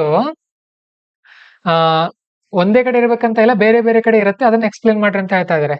it is said that India has a substantial reserve of shale oil and gas which can feed needs of the country for a quarter century. However, tapping of the resources doesn't appear to be high on the agenda. Discuss critically the availability of the issues involved. ಭಾರತದಲ್ಲೂ ಕೂಡ oil ಇದೆ, ಒಂದು 25 ವರ್ಷಕ್ಕೆ ಆಗೋವಷ್ಟು, but ಅದನ್ನ ಭಾರತ ಇನ್ನೂ ಬಳಸ್ತಾ ಇಲ್ಲ, ಯಾಕೆ ಅಂತ ಕೇಳ್ತಾ ಇದ್ದಾರೆ. ಸೊ ಇದಕ್ಕೂ ಕೂಡ ನೀವು ಏನೂ ಓದಿಲ್ಲ ಅಂದ್ರೂ ಕನಿಷ್ಠ 5 ಮಾರ್ಕ್ಸ್ ಆದ್ರೂ ತಗೊಳ್ಬೇಕಾಗತ್ತೆ ಈ ಪ್ರಶ್ನೆಗೆ. PYQ ನೋಡ್ಕೊಂಡು ಹೋಗಿದ್ರೆ ಮಾಡ್ಬೋದು ಇದನ್ನು. ಇಲ್ಲಿ ವರ್ಲ್ಡ್ ಬಗ್ಗೆ ಕೇಳಿದಾರೆ ಅಂದ್ರೆ ವರ್ಲ್ಡ್ ಮ್ಯಾಪ್ ಬರ್ಲೇಬೇಕು ನಿಮ್ದು, ಯಾಕಂದ್ರೆ ಜಿಯೋಗ್ರಫಿಕಲ್ ಪ್ರಶ್ನೆ ಇದೆ, ನೀವು ಗುರುತಿಸಬೇಕಾಗುತ್ತೆ. You have to mark in the map. Then question number 16 ಇದೇನಿದೆ, ಡೈರೆಕ್ಟ್ ಇದೆ ಇದು ಕೂಡ. Discuss how changes in shape and size of the continents and ocean basins of the planet take place due to the tectonic movement of the crust masses. Tectonic plates topic ಇದೆ ಅಲ್ಲ, ಅದೇ diagram ಹಾಕೋದು. ಮೊದಲೊಂದು ಕೂಡಿತ್ತು ಅಂತ ಒಂದು diagram ಹಾಕೋದು, ಆಮೇಲೆ ಕೆಳಗಡೆ ಸೆಪರೇಟ್ ಆಯ್ತು, ಆಮೇಲೆ ಇಂಡಿಯನ್ ಪ್ಲೇಟ್, 3 ಡೈಗ್ರಾಮ್ಸ್ ಬರುತ್ತೆ. ಇಂಡಿಯನ್ ಪ್ಲೇಟ್ ಇಂದ ಹಿಮಾಲಯ ರಚನೆ ಆಗಿದೆ ಅಂತ ಅಷ್ಟೇ, ಅದನ್ನ ಎಕ್ಸಾಂಪಲ್ ಬರೆದ್ರೆ ಆಯ್ತು. ಆಮೇಲೆ ಇದು ಎಲ್ಲಿಂದ ಬಂದಿದೆ ಸರ್? 2013 ನಲ್ಲಿ ಅವರು ಕಾಂಟಿನೆಂಟಲ್ ಡ್ರಿಫ್ಟ್ ಥಿಯರಿ ಕೇಳಿದ್ದಾರೆ, ಅದಕ್ಕೆ ಪ್ರೂಫ್ ಏನೇನು ಕೇಳಿದ್ದಾರೆ. ಆಮೇಲೆ define mantle plume, explain its role in the plate tectonics ಅಂತ ಕೇಳಿದ್ದಾರೆ 2018ರಲ್ಲಿ. 2014ರಲ್ಲಿ ಕೂಡ why are the world's fold mountain system located along the margins of the continents. Fold ಮೌಂಟೇನ್ಗಳು ಯಾಕೆ ಮಾರ್ಜಿನ್ ಗಳಿದೆ ಅಂತ ಕೇಳಿದ್ರೆ, ಯಾಕೆ ಉಂಟಾಗುತ್ತೆ ಫೋಲ್ಡ್ ಮೌಂಟೇನ್ಗಳು? ಒಂದು ಪ್ಲೇಟ್ ಮತ್ತೊಂದಕ್ಕೆ ಡಿಕ್ಕಿ ಆದಾಗ ಈಗ ಮಡಚುತ್ತವು, ಆ ಕಾರಣಕ್ಕಾಗಿ. ಸೊ ಇದಕ್ಕೂ ಕೂಡ ನೀವು 15 ಮಾರ್ಕ್ಸ್ ನ ಪ್ರಶ್ನೆಗೆ 8 ರಿಂದ 9 ಮಾರ್ಕ್ಸ್ ತಗೊಳ್ಬಹುದು with diagrams. Okay, you can take this much marks. Deepti ಅವರ ಮೇನ್ಸ್ ನೋಟ್ಸ್ ಅಂತ ಗ್ರೂಪ್ ಲಿಂಕ್ ಇದೆ ನೋಡಿ ಆಪ್ ನಲ್ಲಿ, ಅಲ್ಲಿ ಚೆಕ್ ಮಾಡಿ. ಮೇನ್ಸ್ ನೋಟ್ಸ್ ಗ್ರೂಪ್ ನಲ್ಲಿ ಎಲ್ಲ ಹಾಕಿದೀವಿ. ಟೆಲಿಗ್ರಾಮ್ ಅಲ್ಲಿ ಲಿಂಕ್ ಇದೆ, ಟೆಲಿಗ್ರಾಮ್ ಲಿಂಕ್ಸ್ ಆಪ್ ನಲ್ಲಿ ಇದೆ. ಆಪ್ ನಲ್ಲಿ ಜಾಯ್ನ್ ಆದ್ಮೇಲೆ ಟೆಲಿಗ್ರಾಮ್ ಬರ್ತೀರಿ, ಟೆಲಿಗ್ರಾಮ್ ಅಲ್ಲಿ ನೋಟ್ಸ್ ಸಿಗುತ್ತೆ ನಿಮಗೆ. Then discuss the distribution and density of population in the Ganga river basin. ಏನಿದೆ, ಗಂಗಾ ನದಿಯ ತಟದಲ್ಲಿರುವಂತಹ ಜನಸಂಖ್ಯೆಯ ಡಿಸ್ಟ್ರಿಬ್ಯೂಷನ್ ಮತ್ತೆ ಡೆನ್ಸಿಟಿ ಬಗ್ಗೆ ಡಿಸ್ಕಷನ್ ಮಾಡ್ರಿ ಅಂತ ಹೇಳ್ತಾ ಇದ್ದಾರೆ. ನಮ್ಮ ದೇಶದಲ್ಲಿ ಅತಿ ಹೆಚ್ಚು ಜನಸಂಖ್ಯೆ ಎಲ್ಲಿದೆ? ಉತ್ತರ ಪ್ರದೇಶ, ಬಿಹಾರ. ಯಾವ ನದಿ ಪಕ್ಕದಲ್ಲಿ ಬರುತ್ತೆ ಅದು ರಾಜ್ಯಗಳು? ಗಂಗಾ ನದಿ. ಅದನ್ನೇ ಕೇಳ್ತಾ ಇದಾರೆ. ನಮ್ಗೆ SSLC ಇದ್ದಾಗ ಬರುತ್ತೆ ಇದು topic. Okay, with specific reference to land, soil, water resources. ಈ 3 ಕಾರಣಗಳಿಗಾಗಿ ಅಲ್ಲಿ ಜನಸಂಖ್ಯೆ ಜಾಸ್ತಿ ಆಗಿದೆ. ಓಕೆ, ಲ್ಯಾಂಡ್ ಜಾಸ್ತಿ ಸಿಗತ್ತೆ, ಸಾಯಿಲ್ ಚೆನ್ನಾಗಿದೆ. ಅಲ್ಲಿ ಯಾಕೆ ಸಾಯಿಲ್ ಚೆನ್ನಾಗಿದೆ? ಎಂತ ಮಣ್ಣು ಬರುತ್ತೆ ಅಲ್ಲಿ? ಅಲುವಿಯಲ್ ಸಾಯಿಲ್ ಬರುತ್ತೆ. ಆ ಕಾರಣಕ್ಕಾಗಿ. ವಾಟರ್ ರಿಸೋರ್ಸ್ ಕೂಡ ಚೆನ್ನಾಗಿರುತ್ತೆ, ಆ ಕಾರಣಕ್ಕಾಗಿ ಇದು ಕೂಡ. What is water stress, how and why they does it differ regional in India? ಭಾರತದಲ್ಲಿ ಯಾಕೆ ಅವು ವ್ಯತ್ಯಾಸ ಆಗುತ್ತೆ ವಾಟರ್ ಸ್ಟ್ರೆಸ್ ಅಂತ ಕೇಳ್ತಾ ಇದ್ರೆ, India is well endowed with the fresh water resources, critical examine why it still suffer from the water scarcity. ಭಾರತದಲ್ಲಿ ಇನ್ನೂ ಕೂಡ ನೀರಿನ ಸಮಸ್ಯೆ ಯಾಕಂತ ಕೇಳ್ತಾರೆ. ಇದು ಬೇಸಿಕ್ ಕ್ವಶನ್, ಗಂಗಾ ನದಿ ಬಯಲಿನಲ್ಲಿರೋದು. ನೀವು ಕ್ರಿಟಿಕಲಿ ಥಿಂಕ್ ಮಾಡಿ ಬರೀಬೇಕಾಗತ್ತೆ. 8 ಮಾರ್ಕ್ಸ್ ಇಲ್ಲೂ ಕೂಡ ನಾವು ತಗೊಳ್ಬಹುದು. Question number 19. ದೀಪ್ತಿ ಅವ್ರ ಇಂಗ್ಲಿಷು ಅಥವಾ ನೀವು ಕನ್ನಡ ಕೇಳ್ತಾ ಇರೋದು? ದೆನ್ 19 ನೋಡ್ರಿ. Achieving sustainable growth with emphasis on environmental protection could come into conflict with poor people's needs in a country like India. Comment. ಎಲ್ಲಿಂದ ಪ್ರಶ್ನೆ ಬಂದಿದೆ ಹೇಳ್ರಿ? ಇದು ಜಿಯೋಗ್ರಫಿ ಅಲ್ಲ, ಸೊಸೈಟಿಯಿಂದ ಬಂದಿದೆ. Question number 19, Indian society. ಯಾಕೆ? ಎಂತ ಸಮುದಾಯದ ಮೇಲೆ ಪ್ರಶ್ನೆ ಇದೆ ಇದು? ಬುಡಕಟ್ಟು ಸಮುದಾಯದ ಮೇಲೆ. ಕಾಡಿನಲ್ಲಿ ವಾಸ ಇರ್ತಾರಲ್ಲ ಆ ಕಾರಣ ನೋಡ್ರಿ. Achieving sustainable growth with emphasis on environmental protection. ನಾವು ಪರಿಸರ ಸಂರಕ್ಷಣೆ ಮಾಡ್ತೀವಿ ಅಂತ ಸಸ್ಟೈನಬಲ್ ಗ್ರೋತ್ ಕಡೆ ಹೋದ್ರೆ, could come into conflict with poor people's needs in country like India. ಭಾರತದ ಬಡ ಜನರಿಗೆ ನಾವು ಸಮಸ್ಯೆ ಮಾಡಿದಾಗ ಆಗುತ್ತೆ ಅಂತ ಹೇಳ್ತಾ ಇದ್ದಾರೆ. ಓಕೆ, ಉದಾಹರಣೆಗೆ ಇದಕ್ಕೆ ಎಲ್ಲಿಂದ ಬಂದಿವೆ ಅಂದ್ರೆ ಇದು ಪಾರ್ಷಿಯಲ್ ಇದೆ. ಡಿಸ್ಪೈಟ್ ಅಡ್ವರ್ಸ್ ಎನ್ವೈರನ್ಮೆಂಟಲ್ ಇಂಪ್ಯಾಕ್ಟ್, ಕೋಲ್ mining is still inevitable for development. Okay, ಈಗ ಪರಿಸರ ಸಂರಕ್ಷಣೆ ಮಾಡಬೇಕು ಅಂದ್ರೆ ನಾವೇನ್ ಮಾಡಬಾರ್ದು? ಗಣಿಗಾರಿಕೆ ಮಾಡಬಾರ್ದು. ಗಣಿಗಾರಿಕೆ ಮಾಡಬಾರ್ದು ಅಂತ ಬಳ್ಳಾರಿಯಲ್ಲೆಲ್ಲ ಸ್ಟಾಪ್ ಮಾಡಿಬಿಟ್ರೆ ಏನಾಗುತ್ತೆ? ಅಲ್ಲಿರುವಂತ ಬಡವರಿಗೆ ಅನ್ಎಂಪ್ಲಾಯ್ಮೆಂಟ್ ಆಗುತ್ತೆ, ನಿರುದ್ಯೋಗ ಸಮಸ್ಯೆ ಕಾಡುತ್ತೆ. ಇನ್ನು ಕಾಡಿನಲ್ಲಿ ಕೆಲವೊಬ್ರು ಇರ್ತಾರೆ, ಅವರು ಕೆಲವೊಂದು ಮರ ಮುಟ್ಟುಗಳನ್ನ ಮಾರ್ತಿರ್ತಾರೆ, ಅದನ್ನೆಲ್ಲ ಬ್ಯಾನ್ ಮಾಡಿಬಿಟ್ರೆ ಅವ್ರ ಉದ್ಯೋಗವನ್ನ ಕಸ್ದುಕೊಂಡಾಗ ಆಗತ್ತೆ ನಾವು. ಓಕೆ, ಆ ತರ ಎಲ್ಲ. Then effective management of land and water resources will distractly reduce the human miseries explained. 2016 ಬಂದಿದೆ.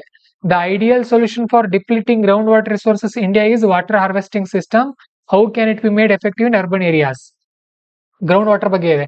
ಸೊ ಈಗ ಮತ್ತೊಂದು ಸರ್ಕಾರ ರೂಲ್ಸ್ ಮಾಡುತ್ತೆ, ಯಾರು ಕೂಡ ಗ್ರೌಂಡ್ ವಾಟರ್ ಏನ್ ಕರಿತೀವಿ, ಬೋರ್ವೆಲ್ ಹೊಡಿಬಾರ್ದು ಅಂತ ಹೇಳುತ್ತೆ ಸರ್ಕಾರ. ಬೋರ್ವೆಲ್ ಹೊಡೆದ್ರೆ ಪರಿಸರ ಹಾನಿ ಆಗ್ತಾ ಇದೆ. ಬಟ್ ರೈತರು ಏನ್ ಮಾಡ್ಬೇಕಾಗತ್ತೆ ಅವಾಗ? ಅವ್ರಿಗೆ ತೊಂದರೆ ಆಗತ್ತಲ್ಲ, ಇರಿಗೇಷನ್ ಸಮಸ್ಯೆ ಆಗತ್ತೆ. ಅದೇ. ಸೊ ಆ ತರ ಈ ಕಡೆ ನಾವು ಪರಿಸರ ಸಮತೋಲನ ಮಾಡಬೇಕು, ಆ ಕಡೆ ಬಡವರಿಗೂ ಅನುಕೂಲ ಮಾಡಬೇಕು ಅಂತ ಅಂದ್ರೆ ಸ್ವಲ್ಪ ಪರಿಸರಕ್ಕೆ ಹಾನಿ ಆಗೋದೇನೆ. ಅದನ್ನ ಇಲ್ಲಿ ಕೇಳಿದ್ದಾರೆ, ನೋಡ್ಕೊಡ್ರಿ ಪಾಯಿಂಟ್ಸ್ ಏನೇನ್ ಬರಿಬಹುದು ಅಂತ ಹೇಳಿ. ನೀವು ಬೇಕಾದ್ರೆ ರಫ್ ಸ್ಕೆಚ್ ಮಾಡಿ, ಚಾರ್ಟ್ ಜಿಪಿಟಿ ಯೂಸ್ ಮಾಡಿ ರಫ್ ಸ್ಕೆಚ್ ಮಾಡ್ಕೊಂಡು ಆನ್ಸರ್ ಬರ್ದು ಇಟ್ಕೊಡ್ರಿ. ಬೇಕಾದ್ರೆ ನಂಗೆ ತಂದು ತೋರಿಸ್ರಿ, ನಾನು ಏನ್ ಕರೆಕ್ಟ್ ಇದೆ ಏನ್ ತಪ್ಪಿದೆ ಅಂತ ಹೇಳ್ತೀನಿ. ಇದಕ್ಕೆ ಒಂದು 7 ಮಾರ್ಕ್ಸ್ ತಗೊಳ್ಬಹುದು. ದೆನ್ ಇಲ್ಲೂ ಕೂಡ ಇಂಡಿಯನ್ ಮ್ಯಾಪ್ ತೆಗಿಬಹುದು ನೀವು, ನೋ ಪ್ರಾಬ್ಲಮ್. ಆಮೇಲೆ ಕೊನೆಯದು 20ನೇದು. Does tribal development in India centre around 2 axes, those of displacement and of rehabilitation. Give your opinion. ಭಾರತದಲ್ಲಿ ಈ ಬುಡಕಟ್ಟು ಸಮುದಾಯದ ಅಭಿವೃದ್ಧಿ ಅಂತ ಅಂದ್ರೆ ಎರಡು ಅಲಗಿನ ಮೇಲೆ ನಿಂತಿದೆ. ಅದು ಒಂದು ಡಿಸ್ಪ್ಲೇಸ್ಮೆಂಟ್, ಒಂದ್ ಕಡೆಯಿಂದ ಮತ್ತೊಂದ್ ಕಡೆ ಹಾಕೋದು, ಮತ್ತೆ ಅವರನ್ನ ಪುನರ್ವಸತಿ ಮಾಡ್ಕೊಡೋದು. ಇದ್ರ ಮೇಲೆ ನಿಂತಿದ್ಯಾ, ಇದ್ರ ಬಗ್ಗೆ ನಿಮ್ಮ ಅಭಿಪ್ರಾಯ ಏನು ಅಂತ ಕೇಳ್ತಾ ಇದಾರೆ. ಓಕೆ, ಸೊ ನಾವು ಆರ್ಟಿಕಲ್ ಗಳನ್ನ ಓದಿದಾಗ ಇಂಥ ಪ್ರಶ್ನೆಗೆ ಉತ್ತರಗಳನ್ನ ಕೊಡಬಹುದು. ಇದು ಕೂಡ ಪಾರ್ಷಿಯಲ್ ಆಗಿ ಬಂದಿದೆ. Given the diversities among tribal communities in India, in which specific context should they be considered as a single category? Explain the uniqueness of the tribal knowledge system when compared with the main stream knowledge and cultural system. ಅಂದ್ರೆ ಬುಡಕಟ್ಟು ಸಮುದಾಯದ ಮೇಲೆ ಪ್ರಶ್ನೆಗಳು ಬರ್ತಾ ಇರುತ್ತೆ ಆಗಾಗ. ಈ ವರ್ಷ ಈ ತರ ಪ್ರಶ್ನೆ ಬಂದಿದೆ. ಎಲ್ಲ ಹೋಗಿ ಚಾರ್ಟ್ ಜಿಪಿಟಿ ನೋಡ್ಕೊಳ್ರಿ. ಅದು ಹೇಗೆ ಮತ್ ಬರಿಬೇಕು ನೀವು ವರ್ಡ್ಸ್. ಎಷ್ಟು 150 ವರ್ಡ್ ಇದ್ರೆ 150 ವರ್ಡ್ ಅಂತಾನೆ ಹೇಳ್ಬೇಕು. 250 ವರ್ಡ್ ಇದ್ರೆ 250 ವರ್ಡ್ ಅಂತಾನೆ ಹೇಳ್ಬೇಕು. ಪೀಠಿಕೆ 20 ರಿಂದ 30 ವರ್ಡ್ ಇರ್ಲಿ, ಕನ್ಕ್ಲೂಷನ್ 20 ರಿಂದ 30 ವರ್ಡ್ ಇರ್ಲಿ, ಬಾಡಿ ಉಳಿದಿರೋದು. ಓಕೆ, 10 ಮಾರ್ಕ್ಸ್ ನ ಪ್ರಶ್ನೆಗೆ ಕನ್ಕ್ಲೂಷನ್ ಏನ್ ಕೇಳಕ್ ಹೋಗ್ಬೇಡಿ. No need of conclusion in 10 marks. ನೀವು ಸ್ವಂತ ಬರಿಬಹುದು ಅವಾಗ. ಬಟ್ 15 ಮಾರ್ಕ್ಸ್ ಗೆ ಕನ್ಕ್ಲೂಷನ್ ನೋಡ್ಕೊಳ್ರಿ. ಕ್ಲಾರಿಟಿ ಸಿಗ್ತಾ ಈಗ? ಸೊ ಇದಕ್ಕೂ ಕೂಡ ಏನು ನೀವು ಚೆನ್ನಾಗಿ ಓದ್ಕೊಂಡಿಲ್ಲ, 5 ಮಾರ್ಕ್ಸ್ ತಗೊಂಡಿದ್ರಿ ಅನ್ಕೋಣ. ಸಿಂಪಲ್ ಒಬ್ಬ ವಿದ್ಯಾರ್ಥಿ just those who go with PYQs without studying any other source ಎಷ್ಟು ಸ್ಕೋರ್ ಮಾಡ್ಬೋದು ನೋಡೋಣ. 5, 7 ಎಷ್ಟು? 12, 7, 19, 8, 27, 8, 35, 3, 38, 1, 5, 43, 4, 47 + 9, 56, 64, 68, 1, 3. 68 3 71 75 79 79 ಒಂದು 5 84 84 ಒಂದು 4 88 92 96 99 104 ಜಸ್ಟ್ PYQ ಸ್ಟಡಿ ಮಾಡ್ಕೊಂಡು ಹೋದ್ರೆ ಇಷ್ಟು ಬರುತ್ತೆ. ಆಯ್ತಲ್ಲ. ಇನ್ನು ನಾವು ಇದಕ್ಕೆ ನಿಮ್ಗೆ ಸ್ಕೋರ್ ಜಾಸ್ತಿ ಆಗ್ಲಿ ಅಂತ ನಾವೇನ್ ಮಾಡ್ತಾ ಇದೀವಿ ಹೇಳ್ರಿ, ವಿಷನ್ ಮಂತ್ಲಿ ಕ್ಲಾಸಲ್ಲಿ ಮಾಡ್ತಾ ಇದೀವಿ. ನಾನು ಯಾಕೆ ಮೇನ್ಸ್ ನೋಟ್ಸ್ ಮಾಡ್ಕೊಳ್ಬೇಡ್ರಿ ಅಂತಂದ್ರೆ ಇದೇ ಕಾರಣಕ್ಕೆ. ಆ ಎಕ್ಸ್ಟ್ರಾ ಪಾಯಿಂಟ್ಸ್ ನಿಮ್ ತಲೆಯಲ್ಲಿ ಇರುತ್ತೆ, ಬೇಸಿಕ್ ನೋಟ್ಸ್ ಅಷ್ಟೇ ಇದ್ರೆ ಸಾಕು ನಿಮ್ ಬಳಿ. ಅಲ್ಲಿಂದ ಬೇಸಿಕ್ ಬರೀತೀರಿ, ಇನ್ನು ಒಂದ್ ಎಕ್ಸ್ಟ್ರಾ ಒಂದ್ 10-20 ಪಾಯಿಂಟ್ಗಳನ್ನ ವಿಷನ್ ಮ್ಯಾಗಝಿನ್ ಇಂದ ಹಾಕ್ತಿರಿ. ಆಯ್ತು, 104 ಇದೆ, 120 ತಗೊಳ್ರಿ, ನೀವೇ ಟಾಪ್ ಆಗಿ. ಕ್ಲಾರಿಟಿ ಸಿಗ್ತಾ? ಇಷ್ಟೇ ನೋಡ್ರಿ UPSC ಅಂದ್ರೆ. ಮೇನ್ಸ್ ಬಗ್ಗೆ ಚಿಂತೆ ಬಿಡ್ರಿ, ಪ್ರಿಲಿಮ್ಸ್ ಬಗ್ಗೆ ಫೋಕಸ್ ಮಾಡ್ರಿ. ಪ್ರಿಲಿಮ್ಸ್ ಒಂದೇ ನಮಗೆ ಡಿಫಿಕಲ್ಟ್ ಆಗ್ತಾ ಇರೋದು, ಮೇನ್ಸ್ ಡಿಫಿಕಲ್ಟ್ ಇಲ್ವೇ ಇಲ್ಲ. ನೀವ್ ಈ ವರ್ಷ ಫೇಲ್ ಆದ್ರೂ ಮುಂದಿನ ವರ್ಷ ಮೇನ್ಸ್ ಪಾಸ್ ಆಗ್ತೀರಿ. ಈ ಕೆಲವೊಬ್ರು ಕೇಳ್ತಾರೆ, ಸರ್ ನಾನು ಈ ವರ್ಷ ಪ್ರಿಲಿಮ್ಸ್ ಪಾಸ್ ಆದ್ರೆ ಏನ್ ಮಾಡೋದು? ಓದ್ರಿ, ಬರೀರಿ, ಪಾಸ್ ಆದ್ರೆ ಪಾಸ್, ಇಲ್ಲ ಪಾಸ್ ಆದ್ರೆ ಪಾಸ್ ಆಗ್ತೀರಿ, ಇಲ್ಲ ಮುಂದಿನ ವರ್ಷ ಇದ್ದೇ ಇರುತ್ತಲ್ಲ. ಅಟ್ಲೀಸ್ಟ್ ಪ್ರಿಲಿಮ್ಸ್ ಕ್ಲಿಯರ್ ಮಾಡಿದ ಒಂದು ಕಾನ್ಫಿಡೆನ್ಸ್ ಇರುತ್ತೆ ನಿಮಗೆ, ಪಾಸಿಟಿವ್ನೆಸ್ ಇರುತ್ತೆ. ಈಗ ನೀವು ಇಂಟರ್ನ್ಯಾಷನಲ್ ಲೆವೆಲ್ ಕುಸ್ತಿ ಆಡಕ್ ಹೋಗೋರಿದ್ದೀರಿ ಅನ್ಕೊಡ್ರಿ. ಇಂಟರ್ನ್ಯಾಷನಲ್ ಲೆವೆಲ್ ಕುಸ್ತಿ ಆಡಕ್ ಹೋಗುವಂತ ಗುರಿ ಇರುವಾಗ ಮೊದಲು ನಿಮ್ಮೂರಲ್ಲಿರುವಂತ ಒಬ್ಬ ಪೈಲ್ವಾನನ್ನ ಸೋಲ್ಸ್ಬೇಕು ನೀವು. ಆ ಪೈಲ್ವಾನಿ ಪ್ರಿಲಿಮ್ಸ್ ನಮ್ಗೆ. ಆ ಪ್ರಿಲಿಮ್ಸ್ ಸೋಲ್ಸೋವರೆಗೂ ನಾವು ಮುಂದಕ್ಕೆ ಹೋಗೋ ಆಗಿಲ್ಲ, ಜಾಸ್ತಿ ತಲೆ ಕೆಡ್ಸ್ಕೊಳ್ಳೋ ಆಗಿಲ್ಲ. ನಾನು ಎಷ್ಟು ಹೇಳ್ತಾ ಇದೀನಿ ಅಷ್ಟು ಮಾಡ್ತಾ ಹೋಗ್ರಿ. ಓಕೆ,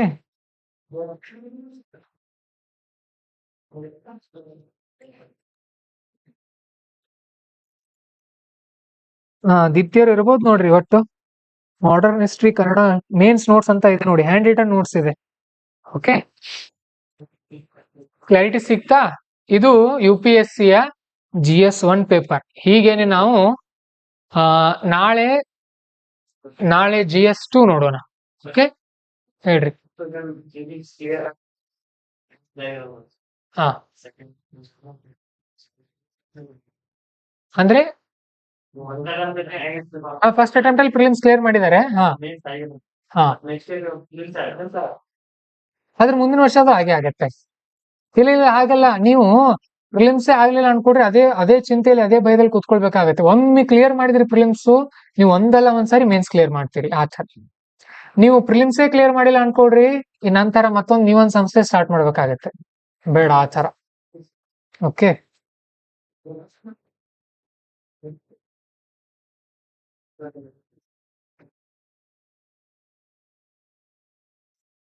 ಪಾರ್ವತಿ ಅವ್ರ ನಮ್ಮ ಆಫೀಸ್ ನಂಬರ್ ಇದೆ, ಅದಕ್ಕೆ ಮೆಸೇಜ್ ಮಾಡ್ರಿ, ವಾಟ್ಸಾಪ್ ಅಲ್ಲಿ ಕಳ್ಸ್ಕೊಡ್ತೀವಿ ನಿಮ್ಗೆ.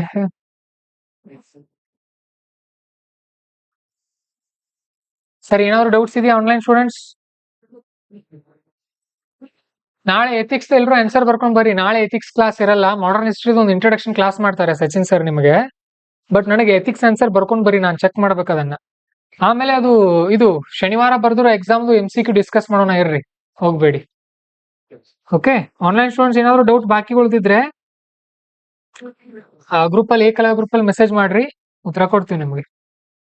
ಪಾರ್ವತಿ ಅವ್ರ ಆಫೀಸ್ ನಂಬರ್ ನಮ್ಮ ಟೆಲಿಗ್ರಾಮ್ ಅಲ್ಲಿ ಇದೆ, ಹೇಳ್ತೀನಿ ನೋಡ್ರಿ, ಬರ್ಕೊಳ್ರಿ. ನಂಬರ್ 9481837426. ವಾಟ್ಸಾಪ್ ನಲ್ಲಿ ಮೆಸೇಜ್ ಮಾಡ್ರಿ ಇದಕ್ಕೆ.